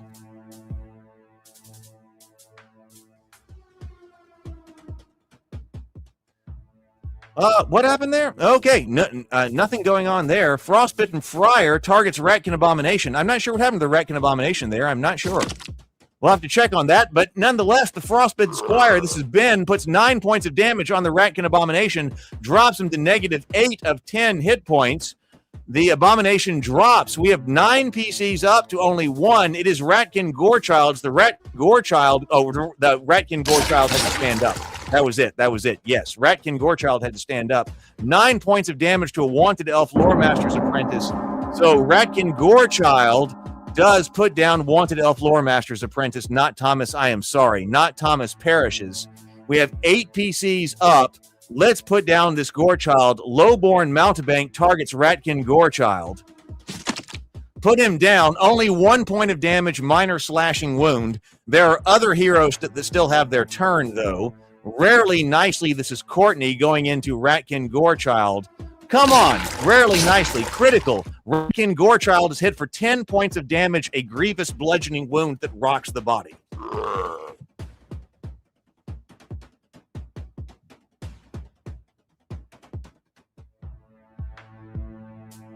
Nice work. 8 PCs up. Victory. 14 XP each. 8 survivors share the spoils. Those who fell got 7 XP each. That was a nice cage. It got kind of brutal at the end. There were some people who got taken out at the end there. Frostbitten Friar, 67 copper coins. Cannon Fodder, 34. Awkward Friar, 32. Stranded Pilgrim, 32. Rarely Nicely, 30. Weary Smuggler, 12. Lowborn Mountebank, 11. Disgraced Gnome Tinker, 6. 224 coppers thrown. Coppers are distributed based on how well you play your character. You can get information on that on zornsdungeon.com if you go to how to play. I keep meaning to read that out, and I also think I need to revise some of the language on zornsdungeon.com. But zornsdungeon.com explains that the better you play your character, the more copper coins you will get. So the copper coins are based on playing your character well. So Brent says need to buy a bow. So all right. So yeah, soon I started to put out the con equipment so that you'll be able to buy things, but you can't buy things yet. But the better you play, the better you get coppers, and then we'll be able to buy things. Ben says I'd love a shield. Yes, you'll be able to buy shields. You'll be able to buy shields. Assuming your character can use shields. I mean, there are some characters, this is old school, this is OSE. Not all characters can actually use shields, but those who can buy one. Just be aware of that. Just because you may not be able to buy one for a particular character because your character can't actually use one. All right, turn the winch. Let's turn the winch and bring everybody up from the Bloodcage. Stranded Pilgrim. Let's see. Here we go. No, there we go. Okay, is that everybody? All right, everybody is up. Rarely Nicely now has, look at that. 1, 2, 3, 4, 5, 6, 7 blood drops. Rarely Nicely has 7 blood drops. That's huge. Let's deploy the Goblin Medics. Rarely Nicely. Okay, Courtney, +1 hit point. Cannon Fodder. No effect there. All right, let's go to promotions. Anybody who needs to get a promotion? Awkward Friar, Beswick, Cleric, level 1. Awkward Friar, you made it. Fairy's Blessing, wounds washed away. Kyle, Thief, level 1. Weary Smuggler. You made it. Lowborn Mountebank, SKD Fish, Thief, level 1. You made it. We got one more fight tonight, then we'll check the leaderboard. One more fight tonight. It's a late night. We got one more fight tonight. We had technical problems early on. Dave, level 1 gnome. Frostbitten Friar, Dave, Cleric, level 1.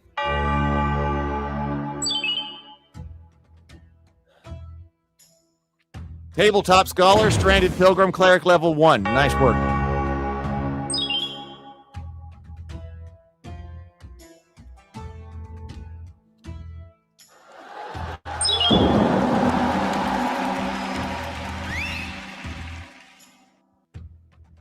All right.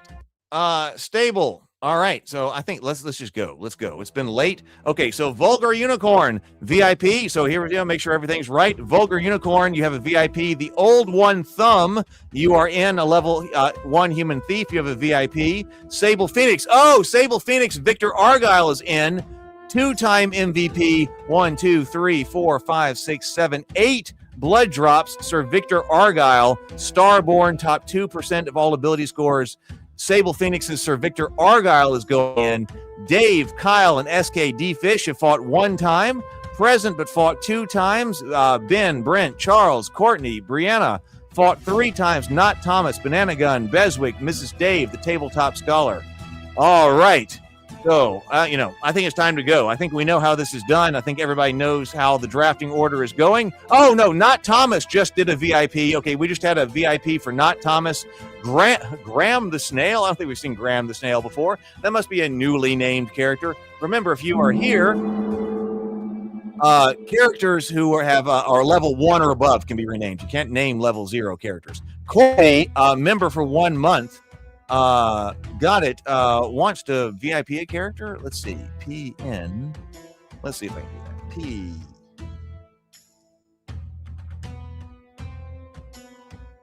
Oh, Dorley?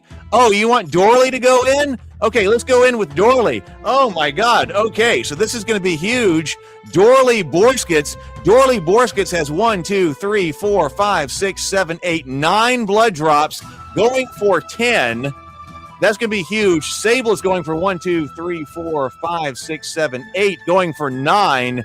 Okay, this is huge. This is going to be huge tonight. This is going to be huge. This is an epic way to end the night. One more fight tonight. We have some epic characters in here. Let's go to the holding cell. And let's draft everybody. Okay, that is huge. Okay, Sable Phoenix, Sir Victor Argyle, you are in level 1 Knight and Starborn, and you are fully buffed as well. The Vulgar Unicorn, Old One Thumb, level 1 Thief, well starred, you are in. Not Thomas Graham the Snail, you are in level 1 Gnome, uncommon but ill starred. Okay, Courtney Dorley Borskets, level 1 Knight, you are in. Kyle Bane's Pawn. I love it. Bane's Pawn. Now, that one I get. I get that one. I don't always get them, I know, but that one I get one. Bane's Pawn with 3 blood drops, looking for number 4. That's Kyle. Dave, a sunburnt blacksmith's apprentice. SKD Fish. Are you kidding me? Level 1, you are in.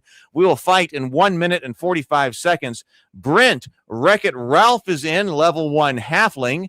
Brianna, an unproven gnome initiative, unproven gnome apprentice illusionist. Charles, resolute bandit. Brenda, savage squire. Banana Gun, a scavenged cult initiate. Okay, we have 5 level 0 characters in here, so there are 5 level 0s. There are 7 level 1s. Okay, so that is pretty big. We have 5 level 0 characters, 7 level 1s. So this is a more experienced cage that we are going into right now. We have an average level of 0.6. We have total HP of 58, which is respectable, with an average HP of 5. Okay, all right.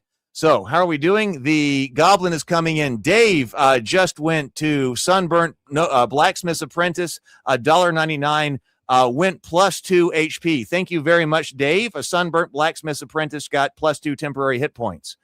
And we do have people, when you see, yes, Ben, we do have people with the blessing still. Anybody whose name is in blue, and especially this right here, this symbolizes the fairy's blessing, telling you that you have +1 temporary hit point for 24 hours or until you fight in a cage. 26 seconds left. Oh, Dave. Okay, I'm glad Dave put in the +2 temporary hit points, because Dave has a 24% chance of survival. That is the lowest chance of survival on the board. Sable Phoenix has an 83% chance. Not Thomas has a 74% chance of survival. Courtney Dorley, 76% chance. Ben, a savage squire, 76% chance. All right. Okay. Ben says, I'm trying to get an MVP. We'll do it. I mean, MVPs are hard to get. MVPs are hard to get. So try it. Let's do it. Let's try it. We'll see if we can get Ben an MVP. Which one is Ben's character? Ben, salvage squire, wants to go MVP. All right. We need to get that squire an MVP. All right. Let's go. Let's fight to the Bloodcage. I think we understand how the commands work, so I'm not going to read them. I am tired. I'm not going to read them. But if you need them, pause the screen right now and look at them all, and you'll be able to see all of the commands. I'm going to put together a video eventually so that I don't have to read this every time, and save my voice. So there are the combat commands. Everybody, let's open the cage. Sable Phoenix, Sir Victor Argyle, front line. Courtney Dorley Bay Borskets, front line. Dave, Sunburnt Blacksmith's Apprentice, front line. Ben, a salvaged squire, front line. That is a solid front line. Then going to the Vulgar Unicorn, Old One Thumb, second line. Wreck-It Ralph, second line. Charles, Resolute Bandit, second line. SKD Fish, Are You Kidding Me, second line. Not Thomas Graham the Snail, third line. Kyle, Bane's Pawn, third line. Brianna Reynolds, Unproven Gnome Apprentice Illusionist, third line. Banana Gun, third line. So we are fighting 16 monsters. This is 16 monsters, but only 2 white apes. I mean, it's 16 monsters. It's 16 to 12, but it's not 3 white apes. It's only 2. So, okay. Everybody, fight the best you can. Send in your combat commands. 3, 2, 1. Let's start the fight. All right, Sunburnt Blacksmith, Dave, looking at Cave Imp. Start this off looking at Cave Imp. Comes in. Let's put down Cave Imp. They are fast. Put him down. 2 points of damage. That's all that's necessary. Nice job, Sunburnt Blacksmith's Apprentice of Dave. Put down Cave Imp number 1. Okay, Gremlin targets Sunburnt Blacksmith's Apprentice. Steps up. Gremlin coming in. Catches the blow on the hip. No damage. 1 stamina point lost only. Okay, we can take that. One old thumb. This is the vulgar unicorn looking at this goblin over here. Coming up, does he retarget? No, he targets Goblin 1. Brutal critical, nice job. Goblin reels for 4 points of damage, moderate slashing wound. That lands clean. The goblin collapses and is dead. Wreck-It Ralph, Brent targets Goblin. Wreck-It Ralph comes into Goblin number 2, 3 points of damage, moderate piercing wound. Goblin falls with a final thud. Cave Imp targets Old One. Now Cave Imp coming into Old One thumb. 2 points of damage. 1 turned aside with stamina. 1 taken as injury. Minor slashing wound. 12 PCs to 13 monsters. Brianna, let's do something. Brianna is going a fight to F5. Brianna wants to go fight to F5. Can she get there? She is targeting an imp over there. Yes, and she casts poison spray at that Cave Imp. Cave Imp takes 1 point of damage, minor poison wound. 12 PCs to 13 monsters. White 8 targets Wreck-It Ralph. White 8 coming up to Wreck-It Ralph. Going to attack, lashes out, evaded. Nice job, Brent. Wreck-It Ralph evades White Ape's attack. Then Old One Thumb takes a fist from White Ape. 5 points of damage, major bludgeoning wound. Old One Thumb. Oh, F in the chat. F for the fallen. F in the chat. F for the fallen. The vulgar unicorn, well starred, has fallen.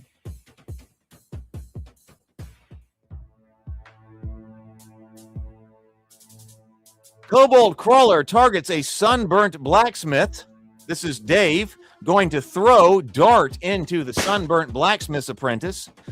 The attack is swallowed by a protective ward. That's the temporary hit point from the blessing of the fairy. Swallows that up, so no physical damage. Are you kidding me? Coming up to Cave Imp.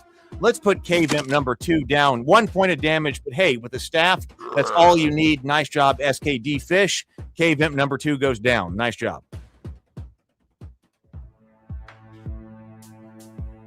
White Ape targets Sunburnt Blacksmith.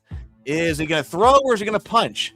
White Ape comes up, going to punch, driving a fist at Sunburnt Blacksmith's apprentice. 7 points of damage. Oh, Dave, I am sorry. The Sunburnt Blacksmith's apprentice drops, staggers, and falls and is dead. Now, Wreck-It Ralph is taking a fist.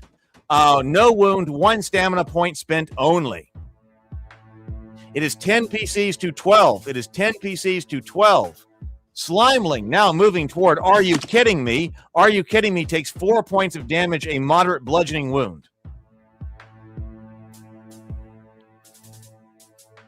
Ratkin Mongrel looking at Wreck-It Ralph. Ratkin Mongrel comes into Wreck-It Ralph. No wound, 2 points of stamina spent only. We are 10 PCs to 12 monsters. Bane Spawn, this is Kyle, looking at Ratkin Mongrel in the flank with a staff. Comes in hard. Let's do it. Devastating strike. I knew it. 10 points of damage. That's extreme. Grievous bludgeoning wound. Bane Spawn puts down Ratkin Mongrel. Nice job.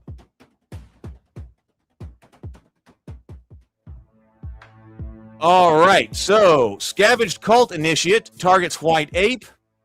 Gonna shoot? Yes. Has got Chill Touch on the way. Chill Touch is being shot at White Ape, reeling from 1 point of damage. Minor necrotic wound. At least putting some hurt on these White Apes. Slimeling. Now, Slimeling's looking at Are You Kidding Me? Coming down to Are You Kidding Me? Swings. 4 points of damage with the pseudopod slap of Slimeling number 3. I am sorry. Are you kidding me? F in the chat. That is a huge loss. F in the chat. Are you kidding me? Level 1 cleric SKD Fish has fallen. I am sorry.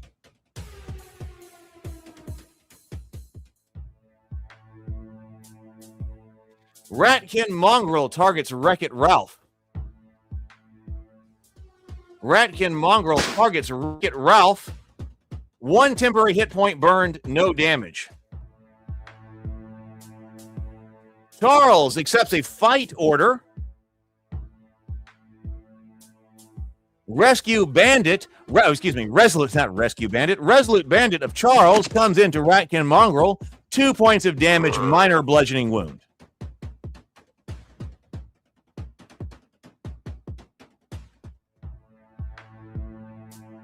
Slimeling targets Wreck-It Ralph. Slimeling targets Wreck-It Ralph. So Slimeling comes into the flank of Wreck-It Ralph. 2 points of damage. That could have been much worse. 2 points of damage to Brent. Zorn readies the archers. A volley is incoming. Everybody stand by. Dorley Borskets goes fight. Dorley is going fight. This is still round one. Dorley is going fight to a white ape, just as Dorley should. White ape punctured for 5 points of damage with an arming sword. Zorn holds the archers. Oh, we haven't seen that in a while. Zorn holds. The archers stand down. There will be no archers. We have to deal with what we've got, which is 9 PCs to 10 monsters. 9 PCs to 10 monsters. Kobold Crawler moving toward the Savage Squad. Throwing a dart. Deflected. Ben Davignon, a salvage squire, deflects the attack. We needed that. 9 PCs to 10 monsters still. Sir Victor Argyle. Okay, Sable Phoenix is going fight to F2. Oh, trying to get up here, going into White Ape. Yes, into White Ape. White Ape is hit for 10 points of damage. Grievous piercing wound. Nice job, Victor Argyle. Victor Argyle puts down White Ape number 1 in a single thrust of his short spear. Nice job. Zorn signals to ready the portcullis. Goblins are standing by the crank. They're going to be coming in behind us. Goblin Runt targets an unproven gnome apprentice illusionist, coming in with a rusty shiv. 4 points of damage, 1 turned aside, 3 taking his injury. Oh, I am sorry, Brianna. An unproven gnome apprentice illusionist has dropped. I am sorry. Salvaged Squire. This is going M4, going bang M to G4. Looking at Goblin Runt right here. Critical hit. The opening is punished. 7 points of damage. 7 points of damage. We are doing well here. Salvaged Squire of Ben puts down Goblin Runt. I mean, what are we looking at right here? 8 PCs now to 8 monsters. Well, it's 8 to 8. It's 8-8. Graham the Snail goes AOD. Going to stay AOD in the back. Round 2, the initiative deck reshuffles. Okay, Salvage Squire. Ben comes up again, draws early, draws first. Coming in on Slimeling's flank. Critical hit, sickening precision, 7 points of damage. 2 piercing resisted, 5 taken his injury, major piercing wound.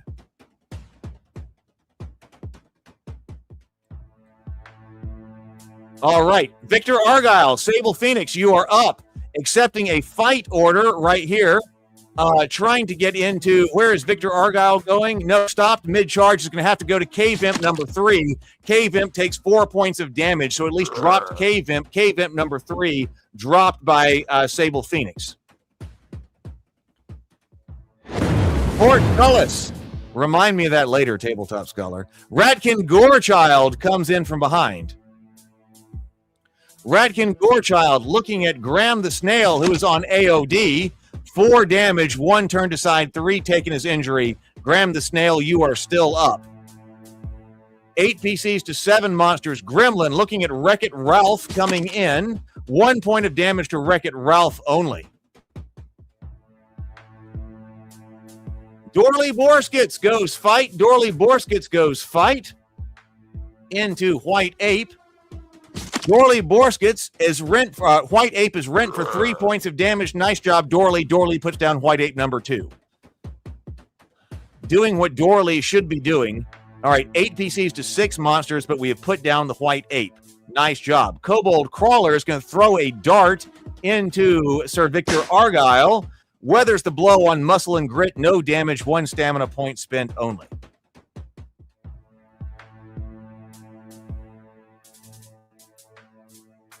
Now, Bane Spawn. This is Kyle. Okay, Kyle's going to go over to this Ratkin Gorechild in the flank. Can you do it? Critical hit, no mercy. 8 points of damage with a staff. Nice job, Bane Spawn. Puts down Ratkin Gorechild. The Ratkin Gorechild lets out a final snarl and falls.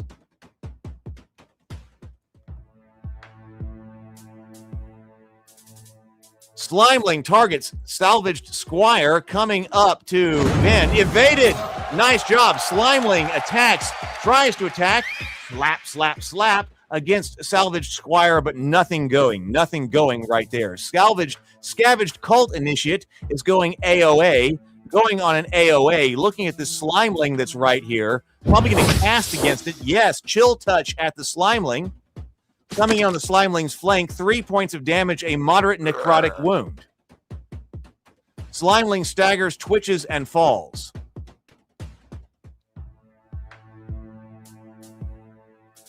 Slimeling targets Dorley Borskets. Slimeling comes in, deflected. The Slimeling pseudopods are deflected by Ben Davignon. Epic defense. 3 in a row. Nice job. 8 PCs to 4 monsters. Brent going a fight order. Let's put down some of these monsters.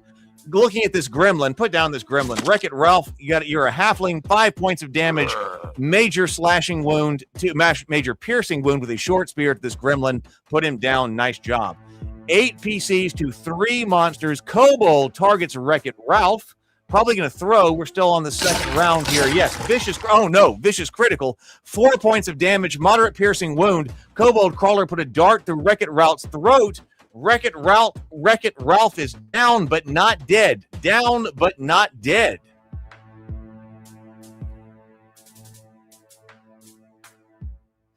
Resolute Bandit goes AOA. Resolute Bandit goes AOA. Kobold Crawler. Resolute Bandit closes with Kobold Crawler. 6 points of damage, a major bludgeoning wound. The Kobold Crawler falls with a final thud.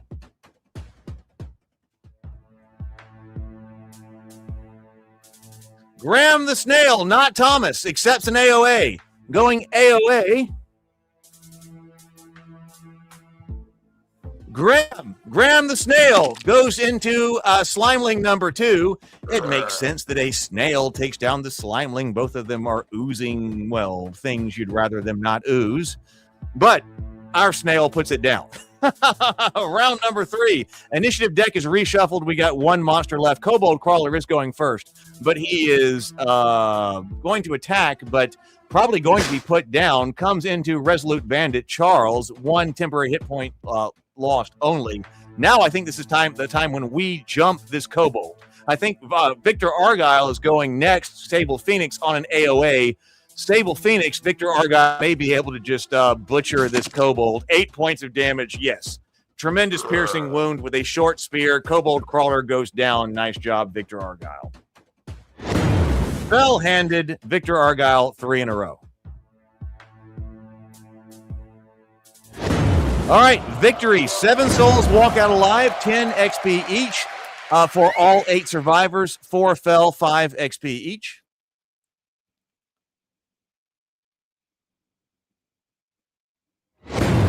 Crowd throws coppers. Victor Argyle, 35. Bane Spawn, 29. Dorley Borskets, 21. Salvage Squire, 21. Resolute Bandit, 20. Graham the Snail, 17. A Scavenged Cult Initiate, 11, for a total of 54 coppers thrown to everybody in the cage. Not Thomas says snail power.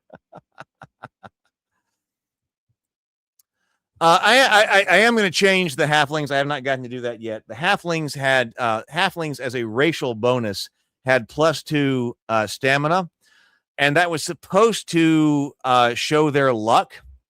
Because halflings have luck in the old school role playing games. But I agree that it hasn't actually been working.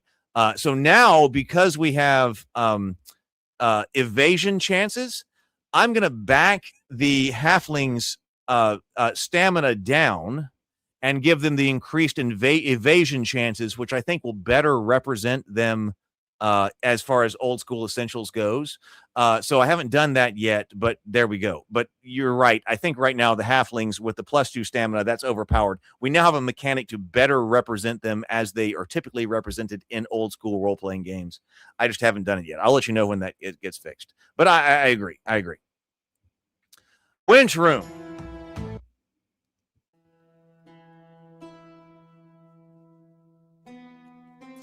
Courtney, Dorley. All right, Dorley and Victor got out. 1, 2, 3, 4, 5, 6, 7, 8, 9. Sable has 9 blood drops. Courtney has 1, 2, 3, 4, 5, 6, 7, 8, 9, 10. Dorley has 10. Dorley has 10.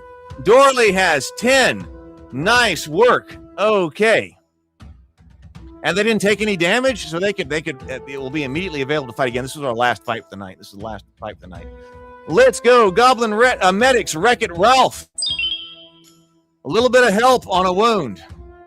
Not much. Graham the Snail, not Thomas, +1 HP. Promotions. Let's see. Scavenged Cult Initiate, Banana Gun, level 1 Mage. Nice job. Your wounds are washed away. We're going to take a look at the leaderboard after this. Savage Squire, Ben Davignon, level 1 Knight.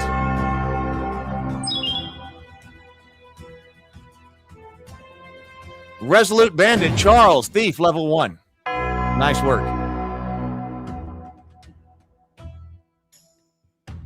Let's sort and dismiss. I don't know where the infirmary is. We've had some screw-ups earlier on with some technical problems, but there's the stable. We got 334 characters in the stable. Let's go over. Here's the leaderboard. Let's go to the leaderboard.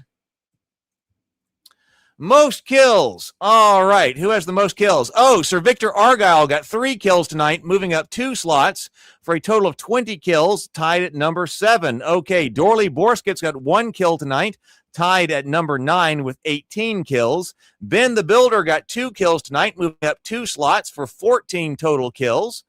13 at slot number 13. All right, Cage MVPs. Did we have an MVP tonight? I don't think we had an MVPs tonight. We didn't get MVPs tonight. Okay. All right. Boss Slayer. The bosses are the major monsters. Maybe I change what boss is, but this is anybody who is an ape or who comes through the portcullis. So Dorley Borskit's killed 1 tonight for moving up 1 for a total of 7. Now tied at number 3. Let's see. Sir Victor Argyle, 1 major kill tonight, moving up 4 slots at 6 major kills slain, tied at number 5. Ben the Builder, 1 major kill tonight, moving up 4 slots at 5, tied at number 10. Lots of people rarely nicely showing up on the top 25 for the first time tonight with 5 major monsters slain. Nice work there. Damage dealer. Sir Victor Argyle did 22 points of damage tonight for a total of 180 points of damage, making Sir Victor Argyle number 4. Dorley Borskit's did 8 points of damage tonight, moving Dorley up 3 slots, 107 total points of damage, 12 slot number 12. Ben the Builder did 6 points of damage tonight, 82 points of damage total, moving up 1 slot to be tied at number 20. Rarely nicely of Courtney has 72 points of damage total, showing up for the first time on the top 25. Nicely done. Most bruised. If we got some more people taking some major injury tonight, let's see. Oh, rarely nicely took a point of damage, taking 28 damage total throughout her career, 16 points of damage, tied at number 16 with 28 points of damage. Ben the Builder has taken 25 points of damage, making him tied at number 24 for the character who's taken the most damage. Biggest hit. I don't think we had a major hit that's going to the top 25 tonight. No, I don't believe we did. Most XP. Let's see. Sir Victor Argyle, 10 XP tonight, moving up 1 slot. You were at number 6 for most XP, 117 XP. Dorley Borskit's got 10 XP tonight, moving up 2 slots, 105 XP total at number 8. Let's see. Ben the Builder, 78 XP. Now at number 22 for the first time on the top 25. Wealthiest, we have 5 changes. Dorley Borskit's is our wealthiest character right now. We're going to get you something to spend that on. I promise. We're going to do it. So Dorley Borskit's has 365 copper coins after getting 21 tonight. Nice job. Dorley is our richest character and is alive. Ben the Builder has 205 copper coins, got 23 tonight, moving up 1 slot at number 5. Rarely nicely, 181. plus 30 copper coins, plus 5 slots to number 7. Orphan Child, disguised as a halfling. You are on the top 25 for the first time. You have 155. There we go. Sir Victor Argyle, 126 copper coins. Also, number 19, first in the top 25 tonight. Bane Spawn, 110 copper coins at 23. So there we go. Most blood drops. So, Dorley Borskets now ties Boars.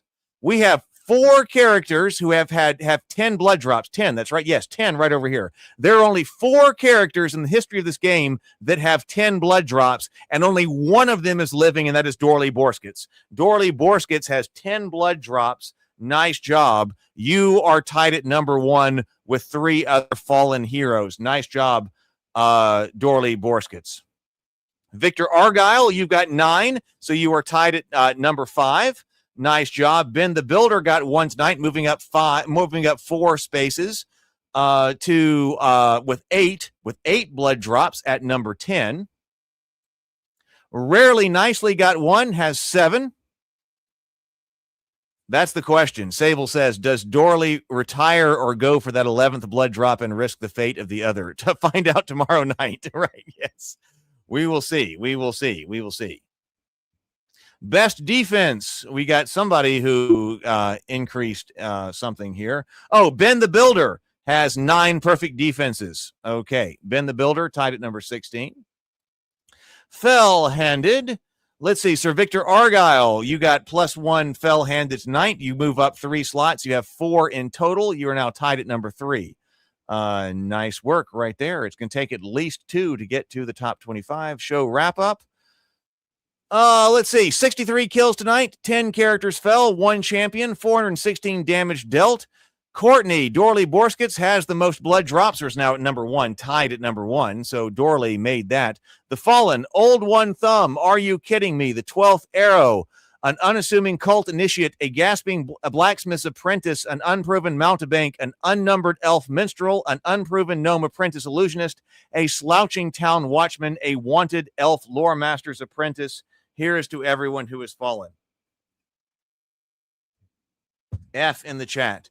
F in the chat to everyone who has fallen.